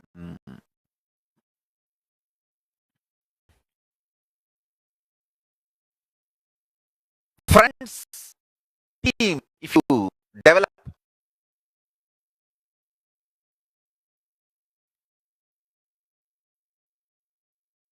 they will really support you. It is like a romance. We call it brother romance. If you build brothers who are really lovingly involved with you, who are interested in the same ideas, romance is much more fulfilling, completing everything than any ordinary romance. Understand? I only wanted ecosystem to evolve in multiple places. Enrich and cause. See, wherever you are, get up and give a wake up call to your brothers, sisters, gather, do yoga, and then do Nitya Puja and Satsang. That's all. And just through this, I'll make you all achieve all the sciences I'm revealing to the world. That's why I'm working now. I'm working sincerely to make it this way. So, see, the strategy of you all coming to one place and me conducting a class, all that is outdated. It's old ideas. Where my physical presence was needed, we did all that those days. Now I became absolutely free. Paramashiva is manifesting enough intensely through this body. Actually, physical presence, many people may not be able to handle. It's so heavy and intense. I can manifest 10,000 times more intensely than you need for enlightenment wherever you are. Just through my Divya Sarira. Just through my Divya Sarira, I can manifest and initiate you and enlighten you and support you. I think that's best. And this way, we also reach out and enrich billions of people. Let us reach out and enrich billions of people. Let this sign spread. I am here after all to share all this gift to all of you. I am not here building a money-making mechanism. Be very clear, understand. The little bit money you give, what I'll do, I'll tell you, all right, build temples. And like this, I'll make 80s and give to all of you. I'll get all the books organized, printed, and give it to all of you, and that's all. And I'm not even part of any of the organization. All of you should know that I'm not part of already. Long before I was not part of any of the organizations. Now it has become absolutely clear. I am only guiding spiritually, and I'm going to do it in a large scale. Listen, large scale. I was talking about the ideology for eating.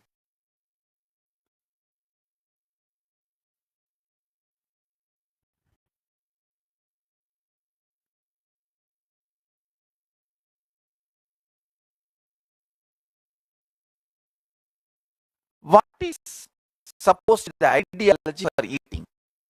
Decide what you want in your life. You want to be very active, alive, constantly moving towards what you want to achieve in your life, to manifest what do you want, then naturally align your food for that. That's it. In 6 months, you can evolve an amazing, customized ideology for eating.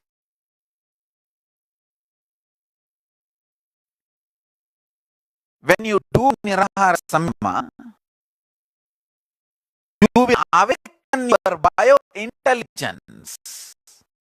What suits you, what does not suit you, what kind of a juice makes you feel energetic and what makes you feel tired. When you eat, ideology and policies for eating, you can develop if you just do one or two Nirahara Samyama. I tell you.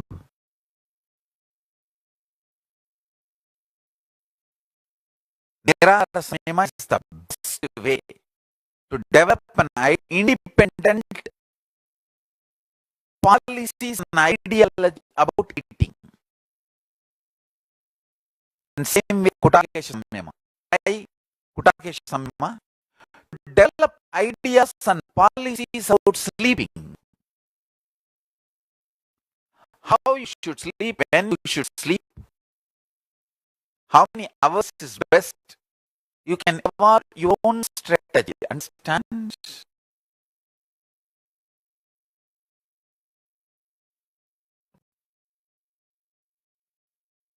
Evolving your own strategy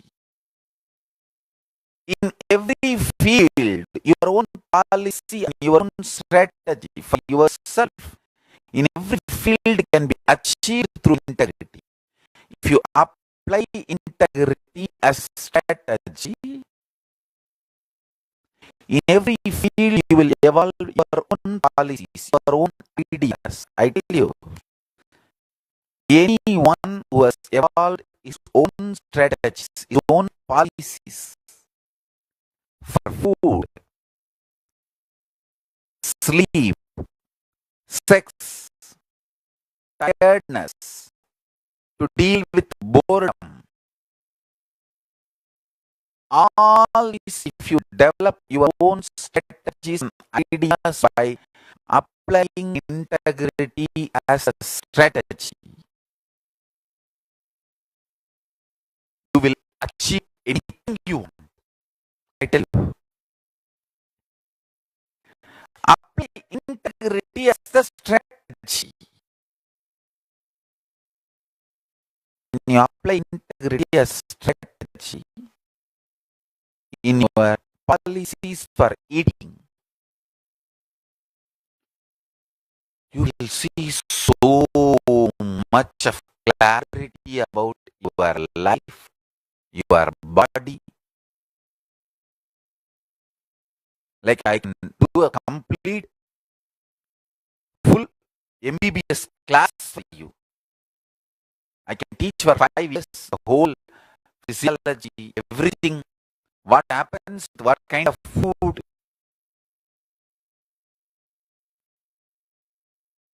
At least I give you a set of principles which I realized when I applied integrity to develop the right ideas and policies about eating. I tell you, a constant delusion, fear, kind of constant panic attack, waiting for nervous breakdown, that kind of a mental setup completely gets cleaned if you take Haritaki and do Nirahasamaya. I tell you, it is your stress hormones monitors your body clock 24/7, not neurons.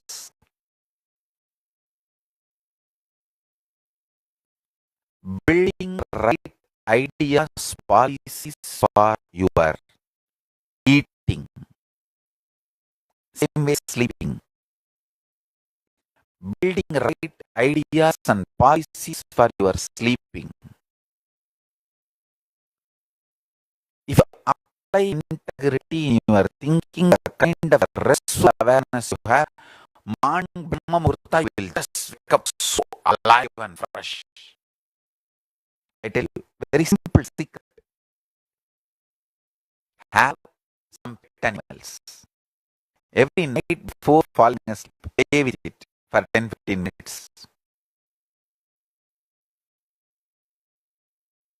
Jumping, dancing, play with it. You will have such complete fulfillment.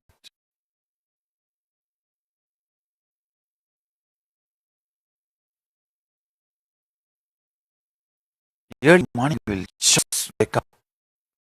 Wake up.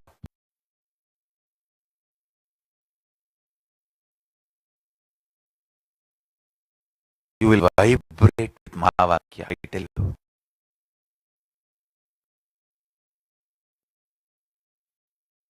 Your consciousness and your DNA is connected through sound.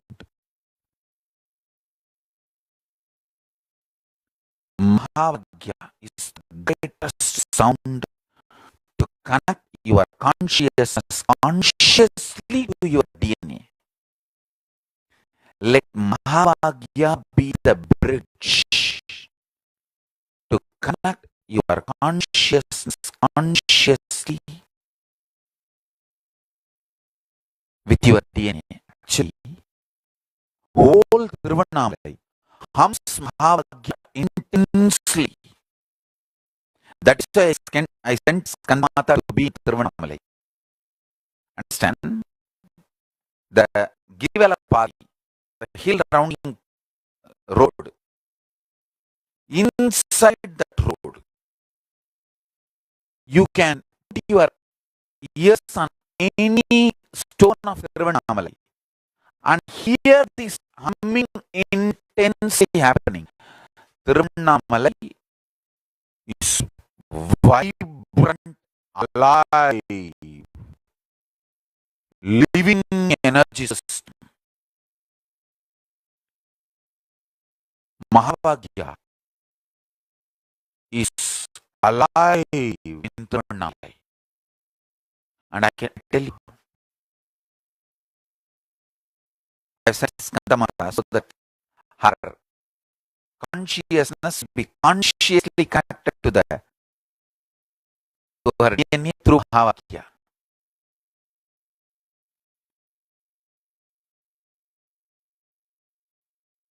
Brahma Muhurta is the right time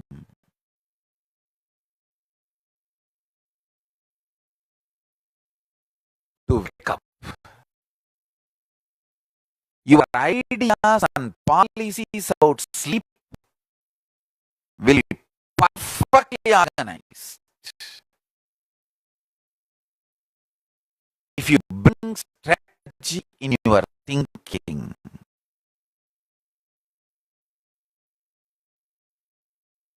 understand? If you bring integrity to develop policies about sex, ideologies about need for sex, need for the kind of the sex. Understand? You should consciously decide about all the questions related to sex with your integrity. Then your life will be such heaven. No one else should dictate your conscious policies, ideologies for sex other than your own integrity. Whether you want to be gay, you want to be bisexual, you want to be straight, you want to be transgender, you want to be male or female, all these policies, all these ideas, you should have the checklist. You should keep your integrity for your life's goal and purpose and do the yes or no or each idea, each policy you should make. I tell you, Brahmacharya means absolutely integrated to your life's purpose, and from that integrity evolving the right ideas and policies for sex is Brahmacharya.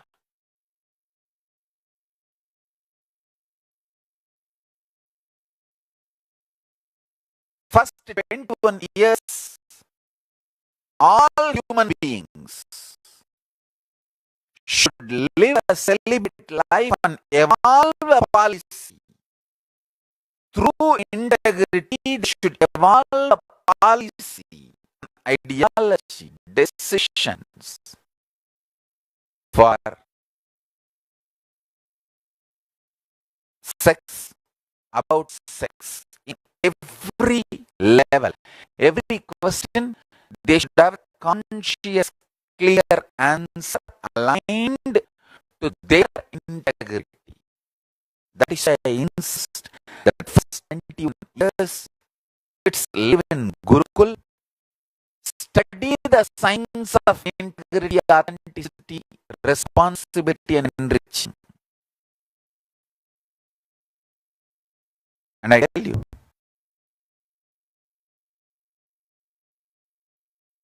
I was introduced to Paramas maybe at the age of 4 or 5. The time I remember me, I've started reading all these Veda, Vedanta, Dharma. There used to be a huge big book. In Kolakal Tamil, I used to call Tagani.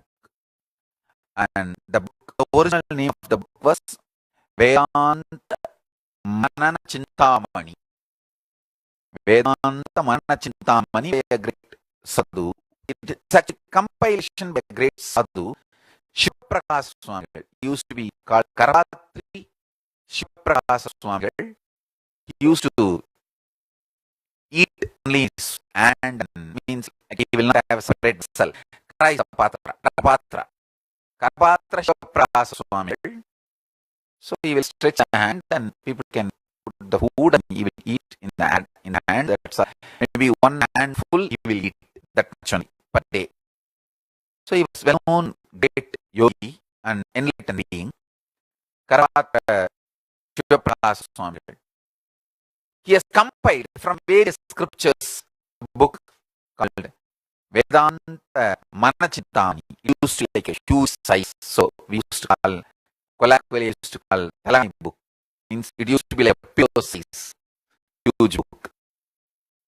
And I was introduced to these books, Agamas and Vedanta Agamas at the age of the time I remember me, from the time I remember me. Listen.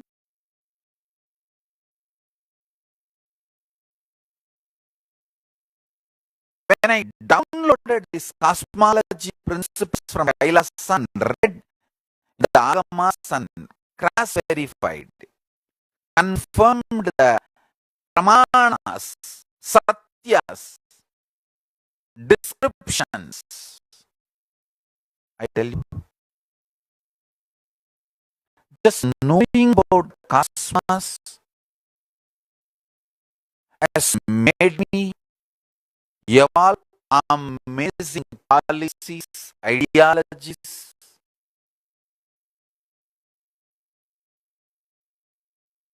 strategies for life with such joy and integrity as the core component. I tell you, listen carefully. If the integrity becomes your core component, you radiate so much of strength, especially the knowledge of cosmos with the clarity about the cosmos. If the integrity becomes your core strength, core content of the being, you will have so much strength even in front of the aggressive violence. See, all these people who try to assassinate me, who do character assassination, all this gang, you can see so much of aggressive violence, aggressive vengeance in them. But just with my Paramashanta of Paramashiva,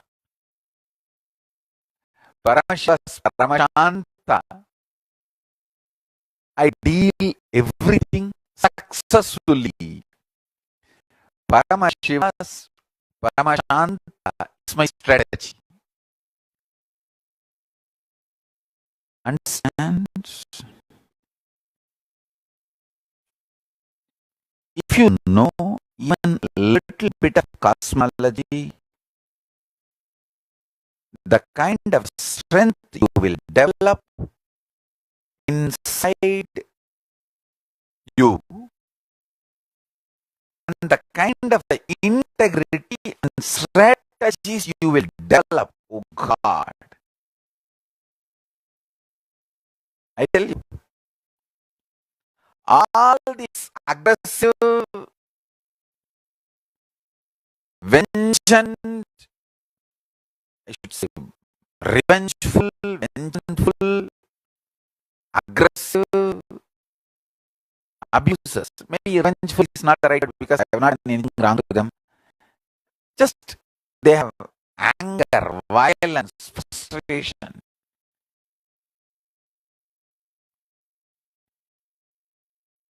Aggressive vengeance. All of it fundamentally destroys himself. It's the truth. Listen carefully. Knowledge about the cosmos and integrity to the cosmos.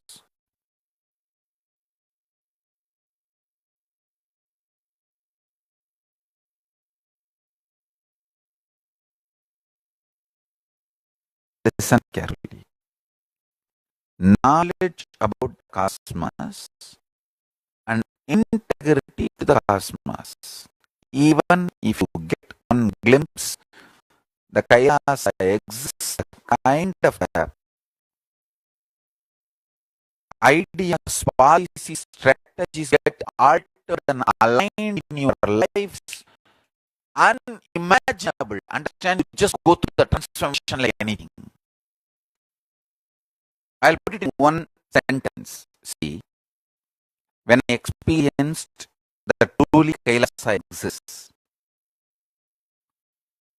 and when I read Jnanapada of Supravedagama, and every line it confirms even the directions of the different lokas and Kailasa as I experienced. Detailed description when I read in this book, not only I am shocked, and surprised. Now I have confirmation I am not hallucinating, or I am not deluded, and I am not having any mental breakdown, fortunately. By Paramashiva's grace, I am only in Samadhi. That clarity, that assurance I have received when I read the Agamas after I experience, listen carefully. I have not read the Jnanapada, this part of Suprayadamam. See, I am introduced Vedas, Vedanta, Agama, all that in young age, but this part I have not read. I experienced Kailasa and cosmology, and after settling, I was trying to map where can I get any evidence somebody else also has experienced the same as I've experienced. When I started searching for it, I came upon Supayadamam Jnanapadam, and when I verified every line was so true, it's like including the bus app, like a GPS, so detailed. Then understand. Then my whole policy is about how I am supposed to live in the planet Earth when I'm having this body. My strategies, my ideologies, everything is become so beautiful, aligned, integrated to Kailasa. Understand?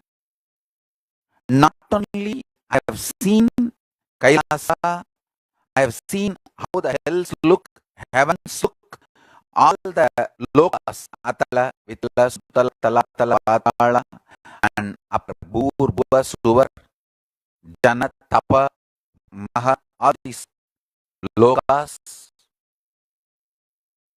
Now, please understand, I want all of you to know, not only this Agama describes precisely as I have experienced, one important thing you need to know.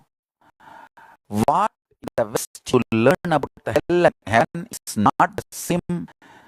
The Veda Agama's description of Naraka and Swarga. The hell and heaven is totally different. It's like based on your actions here, you go there after death. You will be given a judgment, and that is the description of hell and heaven in the West. That's different. In the Hinduism, Veda Agamas, I will talk only about Hinduism's Veda Agamas. I will not comment on what West describes as hell, heaven. I will not get into that. I will talk only about what I know. I know what Veda Agamas describe as Naraka and Swarga. Be very clear, you don't go to Naraka and Swarga after death. The time zone you live while you are in the body, the space you hold, the time zone you live, you just get sucked into that space after you leave the body. That's all. So while you are living in the body, if you are in a space is Sarga, that is the time zone you are in tune, you just get sucked into Swarga once you leave the body. If your inner space is hellish, hell, Naraka, extreme, aggravated vengeance, aggravated anger, aggravated violence, you just get sucked into hell, Naraka, after you leave the body. That's it. Actually, that hellish space inside damages your body, mind quickly. So quickly, and it just pushes you towards hell and destroys. And if you carry the Kailasa space connected to Paramashiva,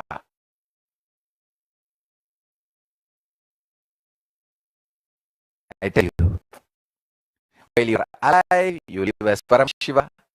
When you need to leave the body, you decide and you leave and leave, and you are as Paramashiva. I tell you how much I am excited to teach these science to all of you, because I know Sarga exists. I know Naraka exists.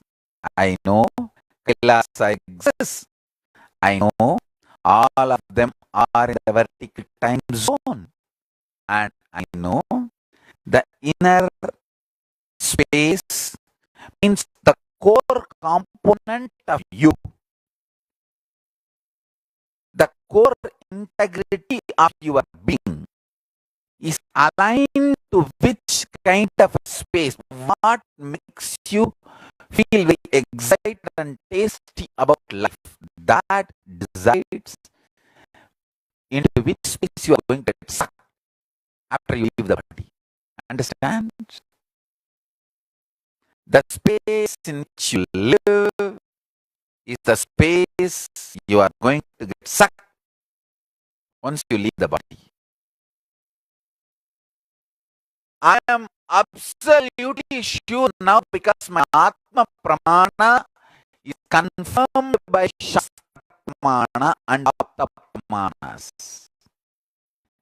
It's not that I've read all these books and then got into some trance and saw those visions. No.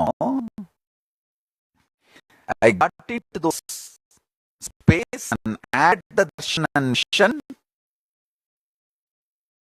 When I came down, I confirmed my experience authenticity in Agama Shastra Pramana and Apta Pramanas. And some of the objects I brought from there are still physically there with me in physical reality. Understand?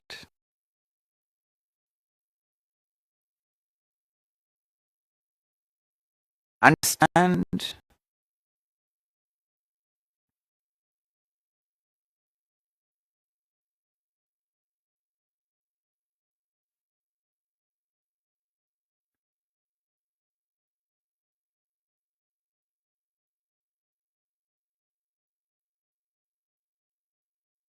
I just want to know from all my disciples, am I able to convey the principle I am conveying to a common man? Because I know I am talking too big stuff. I have read Vedanta Manana Chintamani in the young age. My gurus have introduced the book from the time I remember me, and they used to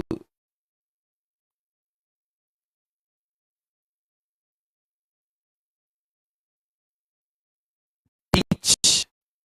Sometimes they will make me read and they will explain. Once this happened with Tinai Swami, a great sadhu, and my Guru Kupmar, she told, let's go and sit with Tinai Swami and get his blessings and listen from him some of the Vedanta truths. And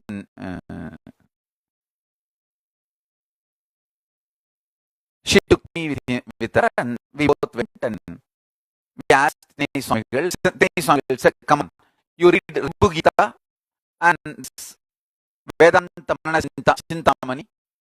I will explain. He's not the person who is talkative, very few words. So I started sitting and reading. Kupamal was sitting very devoted and attentive way. I was reading and then I was seeing this after 1 hour. He's an old man and his head fell and the mouth opened wide and the saliva started pouring. I thought he's sleeping. And I thought, what is this? Without explaining, he's just sleeping and I'm sitting and reading. I just nudged Kupamma, my guru, that Mata Buddhanandapuri. I just nudged and showed he's sleeping. Did not tell he's sleeping. I just nudged and showed without stopping the reading. is such a sweet being. He was not only not sleeping, he was in that samadhi. He just did not respond anything. He just put his hand on my knees to show that, assure me that he is not sleeping. And I tell you, it was like electrical shock for me, and whatever I read became just reality in front of my eyes. Means he was sitting in samadhi and making all those words to get into my system and became experience in me. Listen, I do the same for all of you now. Step by step, I explain. Even though I have read all those books at that time, I have not read this description of cosmology in Supravedagamam Jnanabharam. Anyhow, now after completely experiencing the cosmology and being in Kailasa for quite a long time, in that space, when I settled and start analyzing, to cross-verify the authenticity of the experience, so I can share it with you all. Not that I have doubt. I did not have any doubt inside because I experienced too authentic and too strong. Stronger than any of this world, so-called reality. Understand?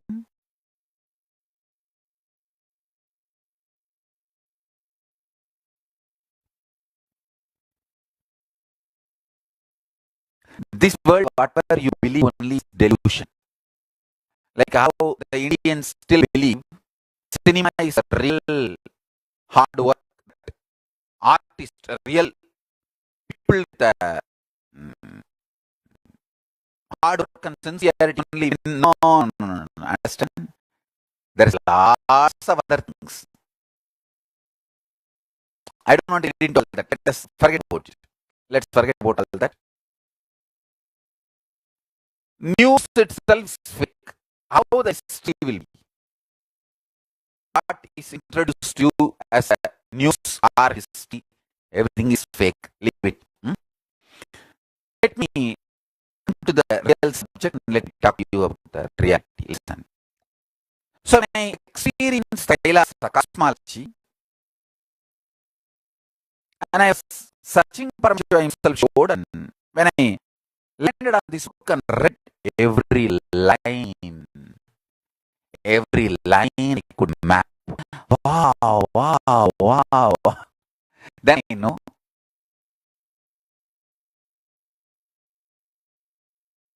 not only what I experienced is authentic.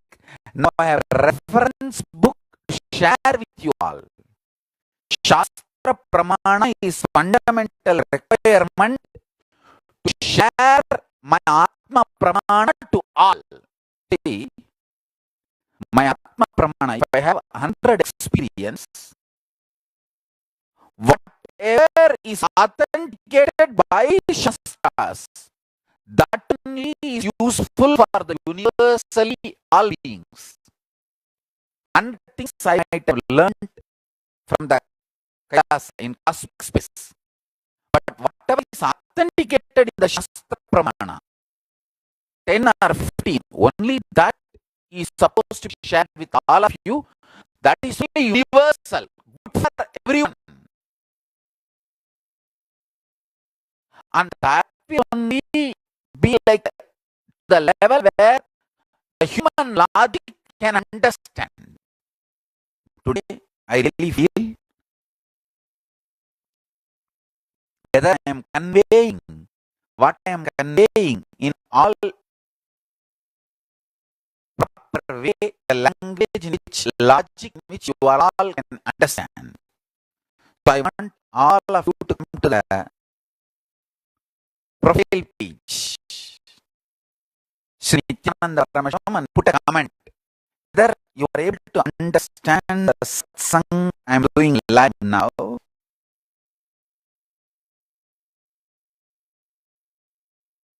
You can put comments, even the Nithyananda TV, live comments, you can put comments, whether you are able to understand, whether I am conveying what I am conveying, logic to the your level logic, to human level logic. Let me now repeat. See, after I experienced the space of Kailasa, when I read the Shastra Pramanas, it was absolutely matching. Because of that, I decided to share all the great truths with you all, and I also realized the Western concept of hell and heaven are different, and Eastern, the Vedagamic concept of Swarga and Naraka, Kailasa, all these different.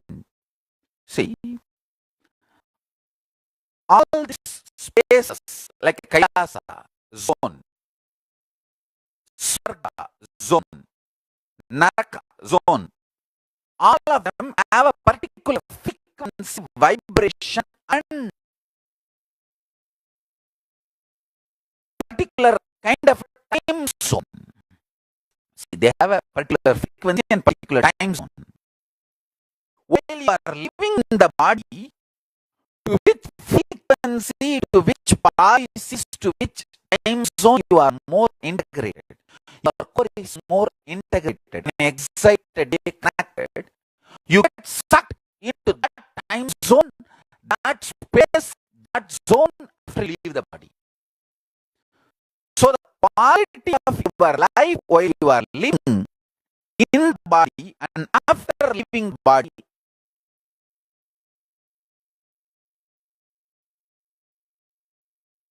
listen, the quality of the space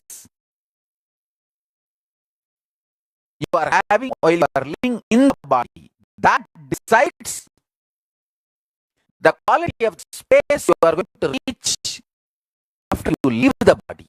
It's actually, you just get sucked even while you are living, that energy stays in you. It is like a, whatever kind of energy you are carrying. If you carry the Shiva space, Shiva Dutas appear and say, come on, let's move to clash. If you are carrying that hellish space, and Naraka, Yamadutas come, hey, and they drag. If you carry the space of Sarga, Devatas come and say, come on, let's go to our home. And they carry you. Understand the what kind of space you are carrying while you are alive decides where you will reach after you leave the body. This is one truth, one sacred secret. And second,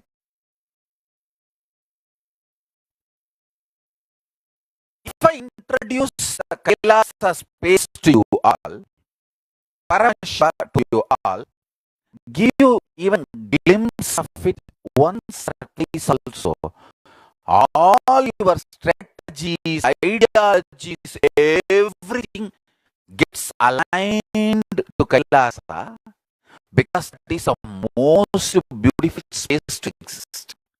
I enroll people for Kailasa.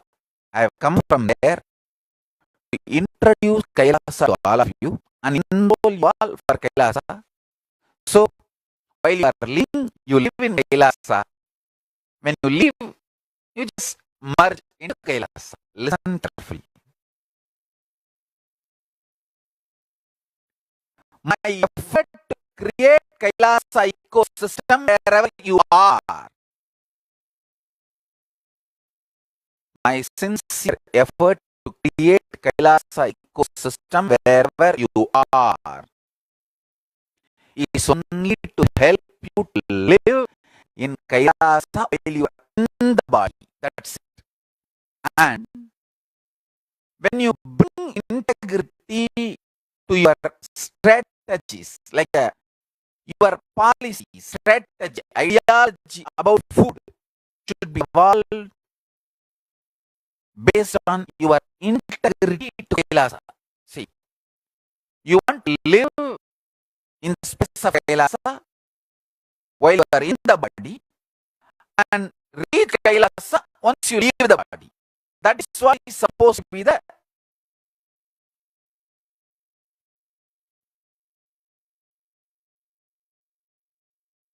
life's goal for you. So, with integrity to that, evolve food, what kind of food I should eat, when I should eat, how I should eat. I have even policy of how I should eat. I'll pick up the food in the spoon or in the hand. Through my eyes, I count the number of rice and then only I'll put it in the mouth. It means only the countable number of rice I'll put it in the mouth. Vegetable piece can be bigger or smaller, but I should be able to count through my eyes. Like only I pick up and put it in the mouth. That's one of the way of eating. It is from Thiruvalluvar Nayanars. Thiruvalluvar Nayanar has written not just Thirukkural, multiple books, at least 15 books. And in that it describes the methodology of eating. So listen,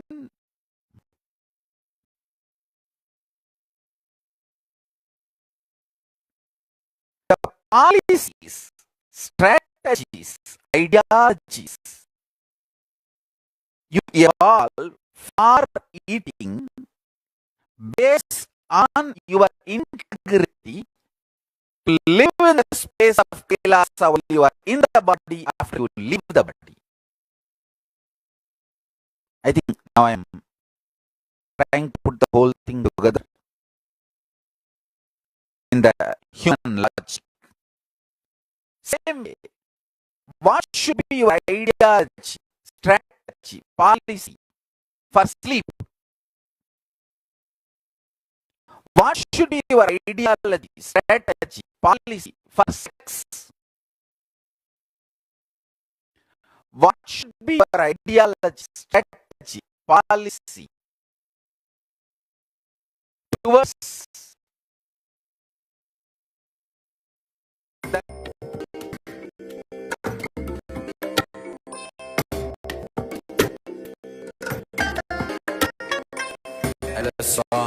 Let you all open all your eyes and manifest power.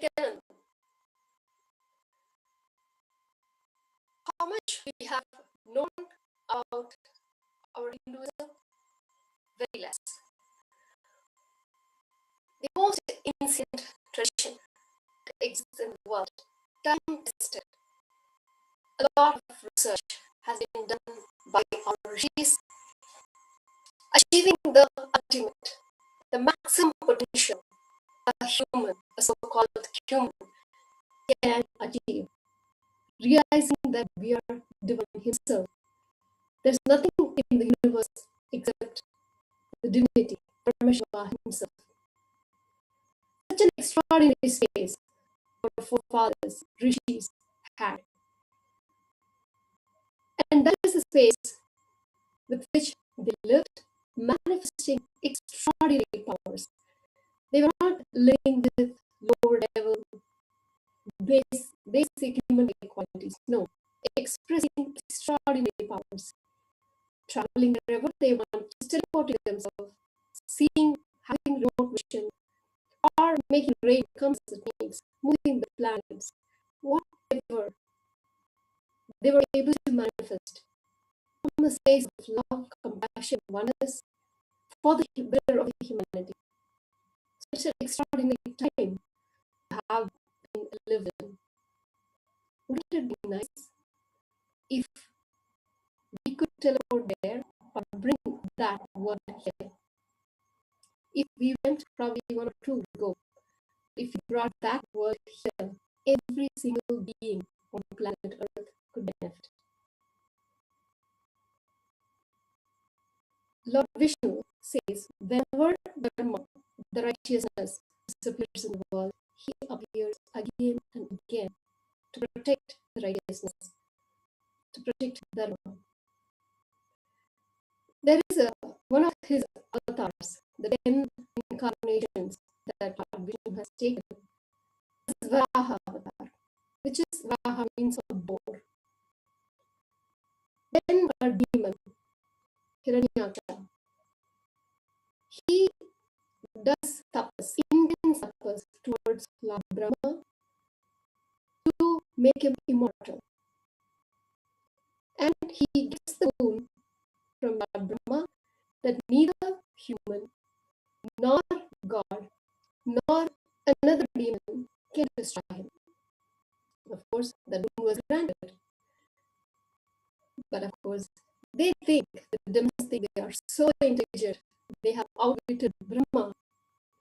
They don't realize Paramashiva is much more intelligent than them. Paramashiva is an expression of Varaha, being expressing himself, manifesting himself as Varaha, boar, and comes to destroy this demon. This demon, of course, he is creating havoc. He carries the earth and jumps into the ocean, trying to destroy the planet Earth.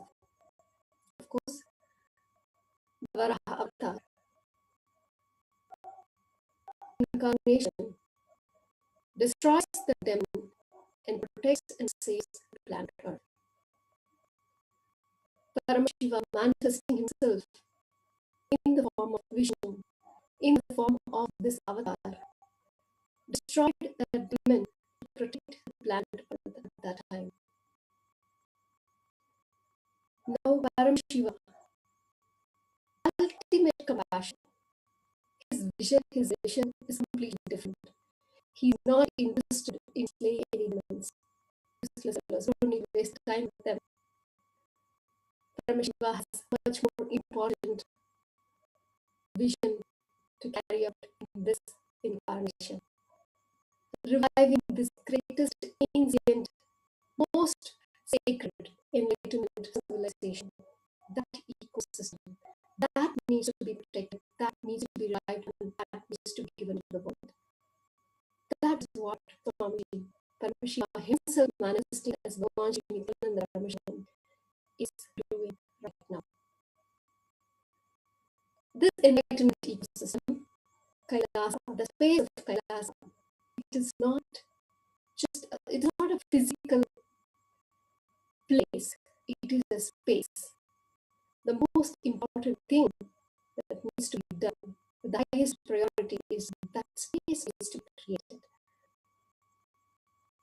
For that purpose, not only him, Bhagavan, in the form of Bhagavan Shri Nithyananda Paramashivam, not only in that body he is manifesting, expressing as Paramashiva, he is radiating and sharing that space with every single one of us.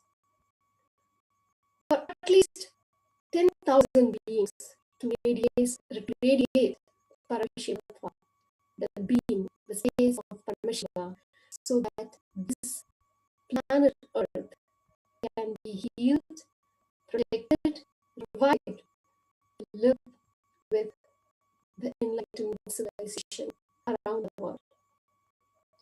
Planet Earth is so precious.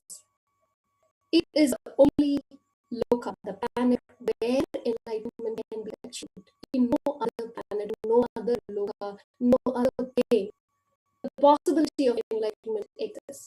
It is only on planet Earth beings have that option, have that possibility. And that is why we have taken birth on planet Earth in the first place. But unfortunately, we got carried away with the attractions of the world, only leading to suffering. The greatest tradition that once existed got destroyed bit by bit. The greatest holocaust that we have, worst holocaust that we have gone through by the anti-Hindu elements, destroying almost, bringing us to a situation of drowning the planet Earth again. But Bhagavan Paramashiva is Bhagavan Shri Nithyananda Paramashivam just happened right in time to protect, to save the planet Earth, to revive the enlightenment ecosystem through Hinduism, through the Sanatana Hindu Dharma, and just out of his tyaga and compassion for humanity, and not only humanity, for the entire beings that live on planet Earth, he's recreating, reviving this ancient tradition just for us. So it is not just reviving books, literature, temples. No, it is reviving the beings that live in that space of enlightenment, in the space of Paramashiva. Which is why, since his invent, Swamiji, through various ways, through spiritual healing, through classes, through meditation, through yoga, in various ways, he has been preparing us. Now, through Paramashiva level 2, he thinks it is time that the world is given this gift for at least 10,000 beings to radiate Paramashiva. Not that we are ready, not that we deserve it, but just because he is compassionate. Paramashiva level 2 is the greatest blessing the planet could have, especially at this time with what we are going through. Paramashiva level 2 is happening, the second batch going on. You still have one last day, one last opportunity to register and become a part of this, to realize that you are not an ordinary human being, but you are Paramashiva himself. So don't miss this opportunity. Register yourself at paramashivam.org/level2. Today I have Shari from Ryoko, who has done quite a bit of research on indigenous traditions. And here is what she has to share about Paramashiva. Let's watch. Nithyananda, guys.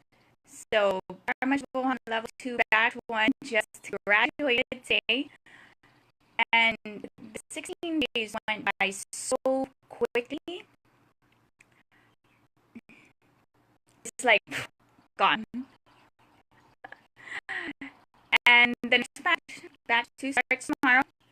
So I cordially invite you to participate. I'll put the link in the comments or in the header. But I wanted to share my experience. I like to study Asian cultures, indigenous cultures, and there are many who I come across in different ancient cultures or indigenous cultures that manifest powers. I'm being very fortunate to manifest powers even from young time. And I will say this, none of those cultures actually, from what I know and can observe, don't have the infrastructure or training or initiation or any of that to teach the world or to empower others with those powers. Only Bhagavan Nithyananda Paramashivam is doing that on a large scale, making it easily available online.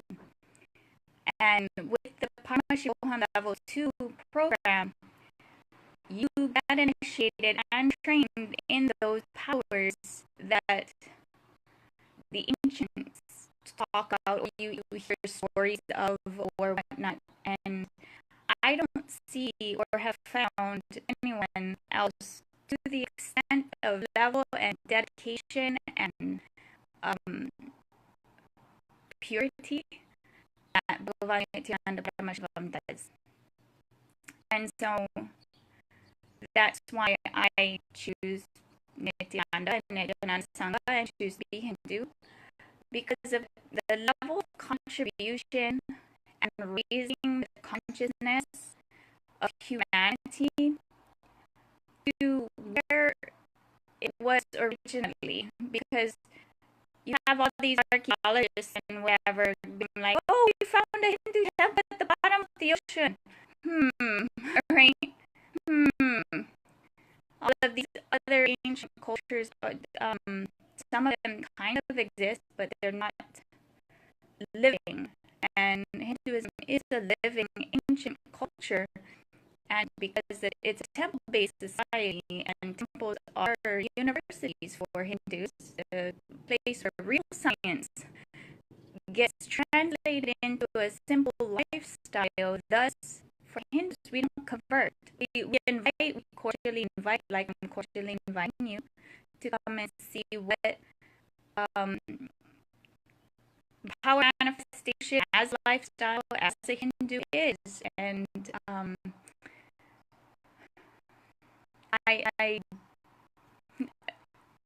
yeah, it's just 60 days goes by really, really quickly, especially with the level of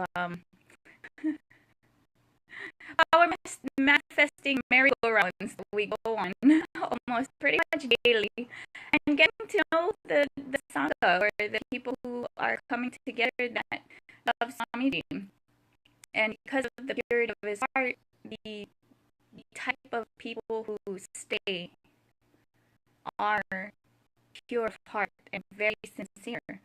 And so it's for those who are new to Nithyananda, I cordially invite you, because it's a very family-oriented ambiance of care and patience and education, because the Hindus believe education, food, and medical care are free because of the way that the society is structured. And so you won't regret. You will not regret attending Paramashivam level 2. I cordially invite you to join the next batch. It starts tomorrow. I'm here in Hawaii, so it's going to start at 2:30 a.m. for me for the whole U.S. zone. I do have a the India Standard Time, which has been challenging, but it's still kind of like 24 or 12 hours, because I would start my day at 2:30 p.m. But now it's going to go on the flip side and start at 2:30 a.m., which is not a problem. Because what do we have anything better to do? We're in lockdown, right? And it's better to be practicing powers with my brothers and sisters of Kailasa than I don't really know too much of what other people are doing. But I can't say. I can't say. Maybe I should kind of look around, because I spent most of my time in Paramashivam level 2 and enjoying higher truths and manifesting powers with my brothers and sisters. And I'll also leave a link for videos of power manifestation that I do. So, and I look forward to doing more merry-go-round of power manifestations with my brothers and sisters of Kailasa. Blessings, Nithyanandam, aloha.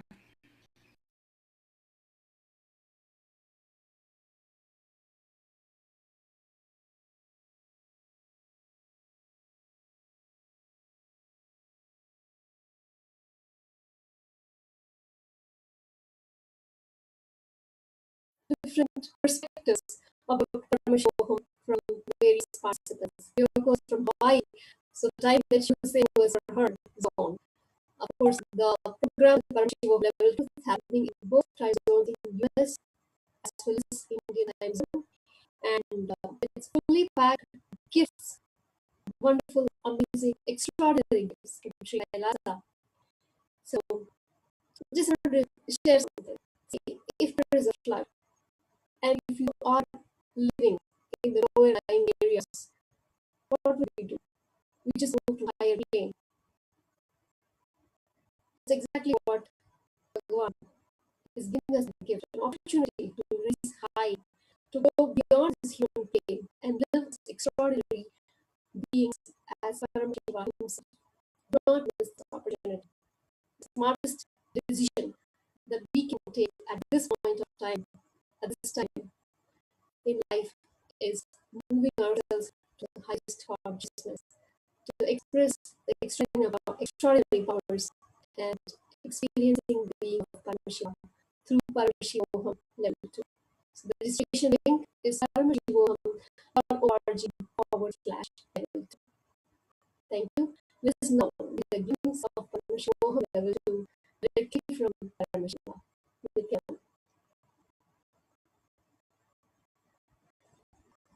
It is time now all the beings should receive Paramashiva.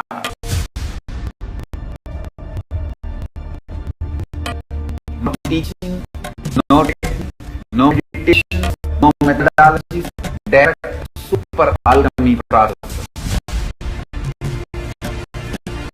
It will be million times more powerful than Paramashivam or any program I conducted till now. You are going to experience literally Paramashiva intensely from wherever you are. This will be the most life positive happening. Everything is going to be auspicious. Intangible but definitive experience and science of the Atma is Paramashivam level 2. This is the most powerful spiritual nuclear explosion.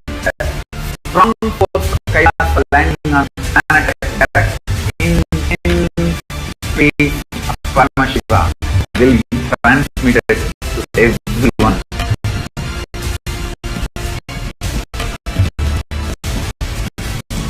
Whole program will be conducted absolutely based on the multi-dimensional logic.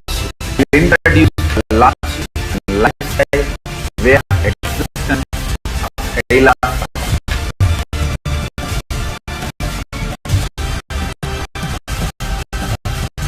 One thing I can be sure, you will not exist end of program. I can guarantee that. Only Paramashiva will be there. You will all be manifesting Paramashiva. 10,000 of us can sit together and manifest the being of Paramashiva. Not only we will heal the coronavirus in the whole world, we will give super conscious breakthrough to the world.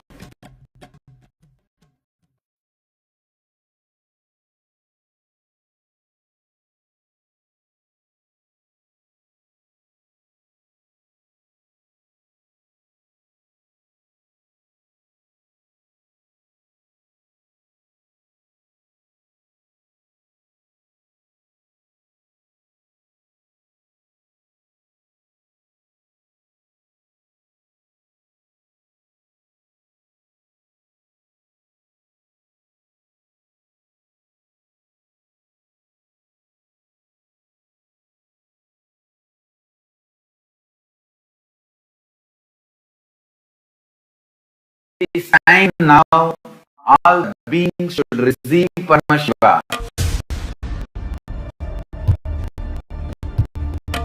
No teaching, no technique, no meditation, no methodology, direct super alchemy process. It will be million times more powerful than Paramashivam or any program I conducted till now. You are going to experience literally Paramashiva intensely from wherever you are. This will be the most life positive happening. Everything is going to be auspicious. Intangible, definitive experience and science of the Atma is Paramashivam level 2. This is the most powerful spiritual nuclear explosion. Strong force of Kailasa landing on planet Earth direct intense space of Paramashiva will be transmitted to everyone.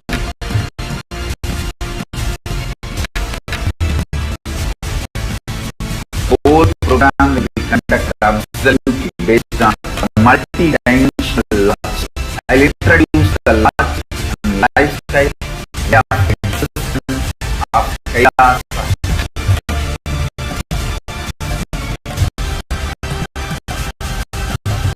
One thing I can be sure, you will not exist end of the program. I can guarantee that. Any Paramashiva will there. You will all be manifesting Paramashiva. If 10,000 of us can sit together and manifest.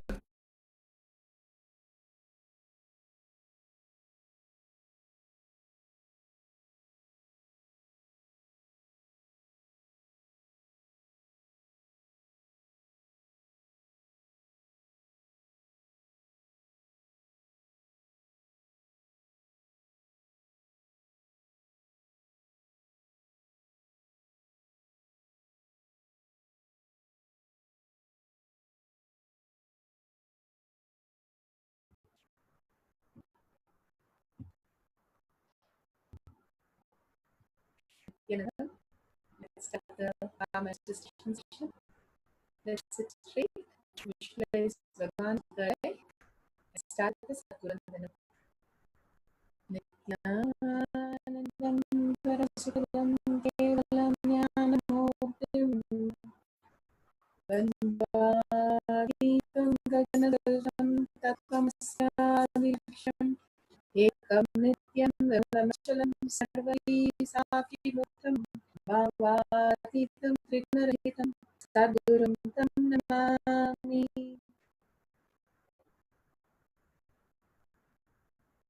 Nithyananda, welcome to Sri Kailasa and Manifesting Session. Welcome everybody.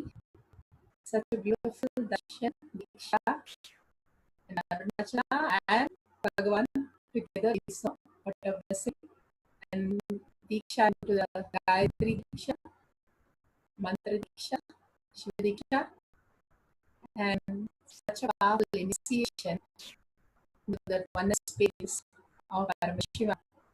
Again and again, Bhagavan gives us that higher reality for us to experience, but we do not recognize that beautiful space because of the confusion and because of all the struggle that we are going through, living in the outer world continuously.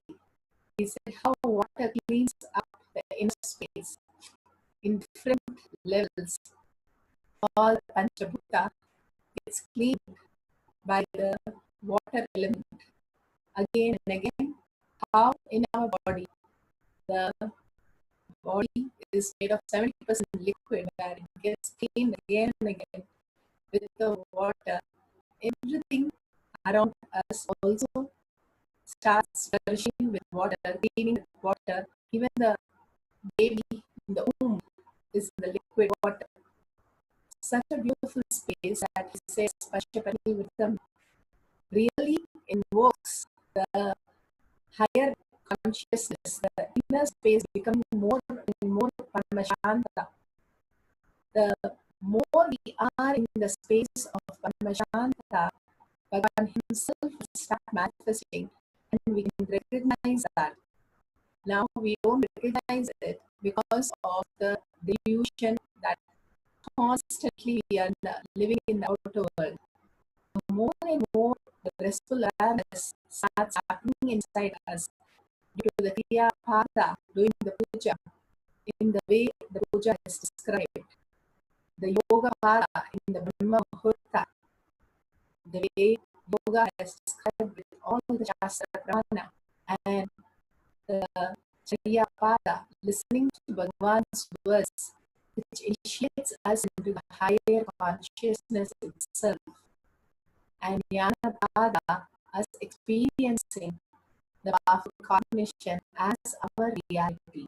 Understanding these great things and making it real in our life is the way Bhagavan leads us to the living enlightenment space.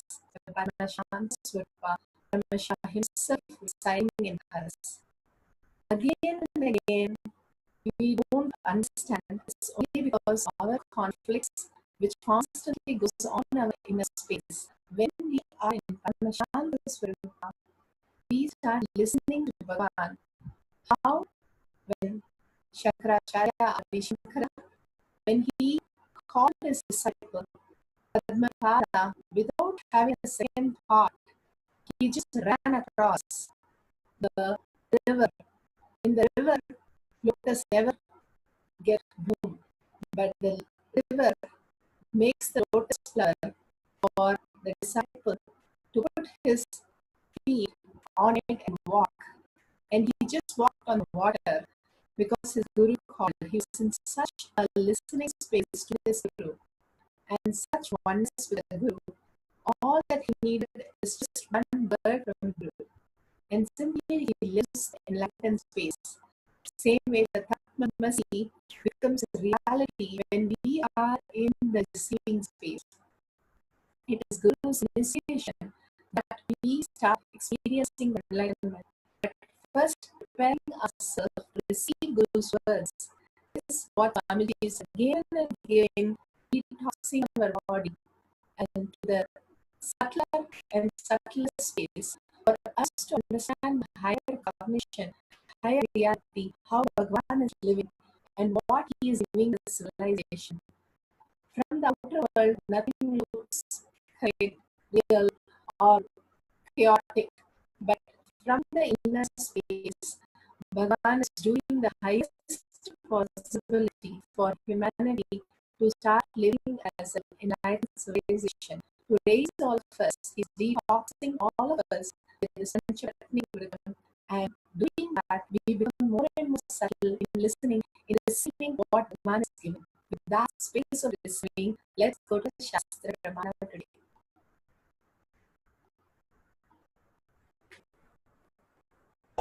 This Shastra Pramana is taken from the Vijnana Bhairatanda, Sutta 113, Dharana 87.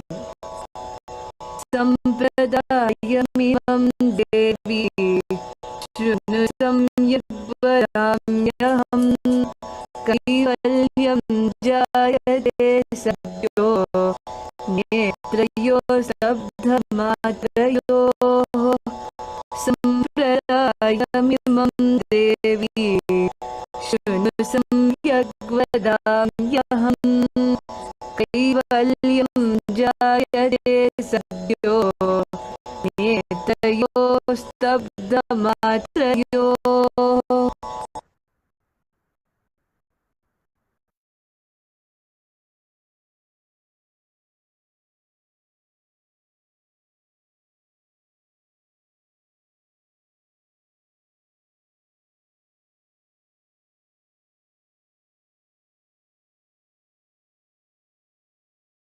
Vijnana Bhairatandra, Sutta 113, Dharana 87.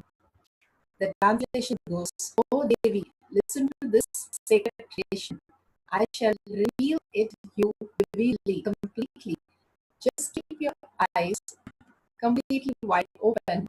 Do not see or perceive anything. By simply keeping it fixed with a steady gaze on the reality within. Here, beautifully, he says the Kaivalya, the aloneness, how the restful awareness inside us keeps us in the oneness space. And to keep that happening, the coherence that needs to happen in our brain, to understand, to keep our thoughts and confusion and emotion all in the outer world as untouched, and raising ourselves into the space of oneness with Paramashiva inside us, the Paramashanta Swarupa, the darshan that he gave, and all the diksha that he is giving, opening the heart center and visualizing Bhagavan again and again in our heart, and understanding the outer world, the delusion is unreal, and unclutching from that perception. Do not see or perceive anything. The outer world is only the Maya, Bhagavan says.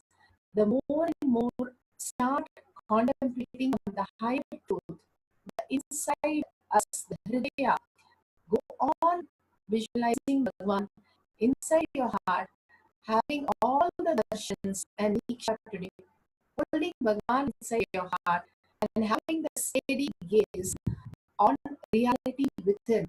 by the state of aloneness, Kaivalya, the oneness that expresses as extraordinary powers and experience will occur immediately when you hold Bhagavan in your heart and simply unclutter your mind, and something beyond what you understand from the mind starts happening in you as a power manifestation.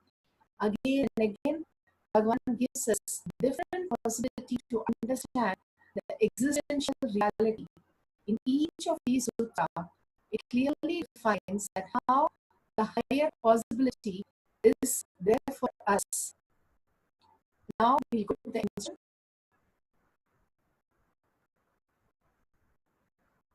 Today we're going to do the remote viewing of the sound, listening to the sound far off. You can find a partner, you can write down some words, and without mic, make sure you speak those words, and the partner will reveal and listen and write down those words. Now let's sit down and your head and neck and spine in a straight line. Continuously hold Bhagavan in the third eye. Contemplate on the truth of Tara, the Leela Dhyan Bhagavan has given, how the restful awareness will start happening. With so much of chaos, so much of thoughts happening again and again, the only restful awareness happens when we start doing the puja intensely with the instruction that is given. Why we do the puja, why we do the yoga, is to get that restful awareness, to catch the glimpse of this restful awareness. That's why we start the day with yoga and then go to the puja to settle down our inner space, and then see Bhagavan's words inside us, and then the Jnanapada, start living those words and experiencing the reality as manifesting power yourself. So contemplate on the great truth, how Bhagavan said, the rain literally cleanses everything. In our body, inside our body, outside our body, whatever is happening, it is continuously cleaning. How this Pandapatni Vritam is cleaning us, detoxing us completely for 28 days to receive Bhagavan, to live the higher reality. Again and again, contemplate on these truths. Hold the Shakti Pada Bhagavan, the beautiful darshans that we got, and continuously chant the Mahavakya, the mantra Disha that just we received now. Again and again, chanting the mantra, the Mahavakya, the Chatatagni starts connecting the Shanta to the higher reality. Again and again, when we have the continuous connection with the higher reality and contemplation and Shakti Pada, simply the power manifestation happens as Shakti Pada. The beautiful space of oneness starts expressing through us. Bhagavan starts manifesting through us, and we start receiving the ultimate oneness and ultimate manifestation through us. So let's sit straight, visualize Bhagavan again and again in your third eye, contemplate on the great truth that He is giving us, and chant the Mahavakya, Om Nithyananda Paramashivam. Paramashivam, Om Nithyananda Paramashivam, Om Nithyananda Paramashivam, Om Nithyananda Paramashivam.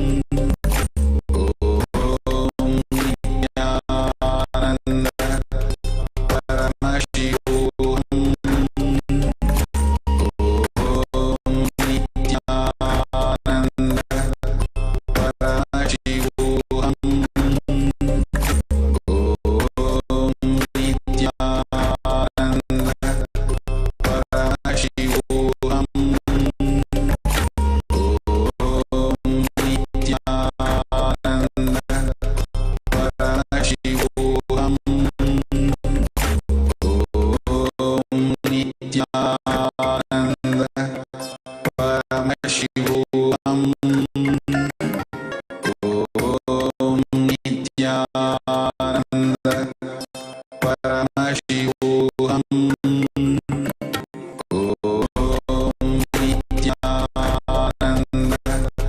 Paramashivam.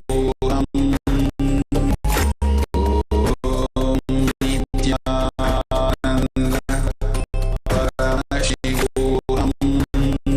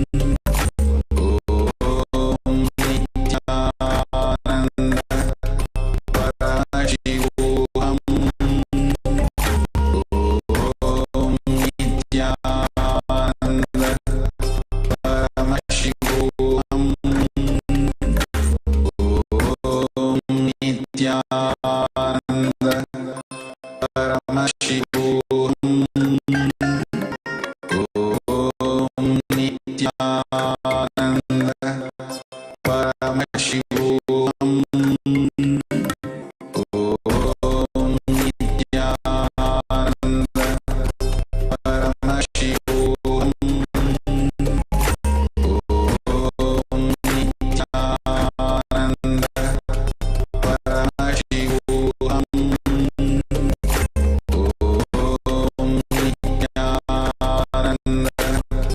Paramashivam.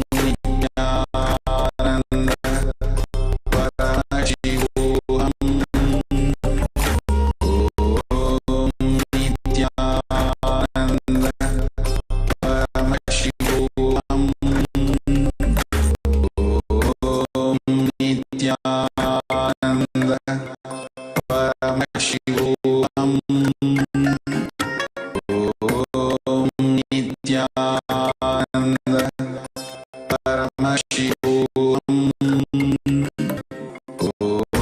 Om Nithyananda Paramashivam Om Nithyananda Paramashivam Om Nithyananda Paramashivam Om Nithyananda Paramashivam Om Nithyananda Paramashivam Om Nithyananda Paramashivam Om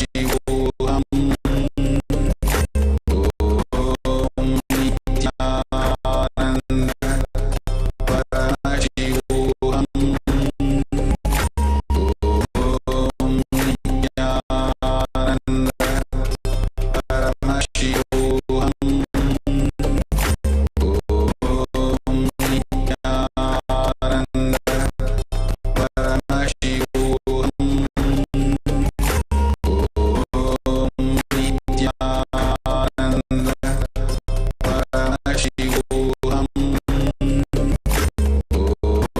Om Nithyananda Paramashivam Om Nithyananda Paramashivam Om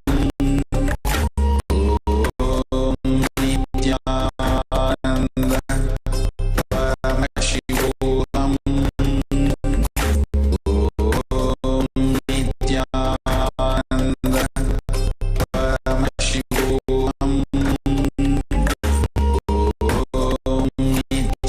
Nithyananda Paramashivam Om Nithyananda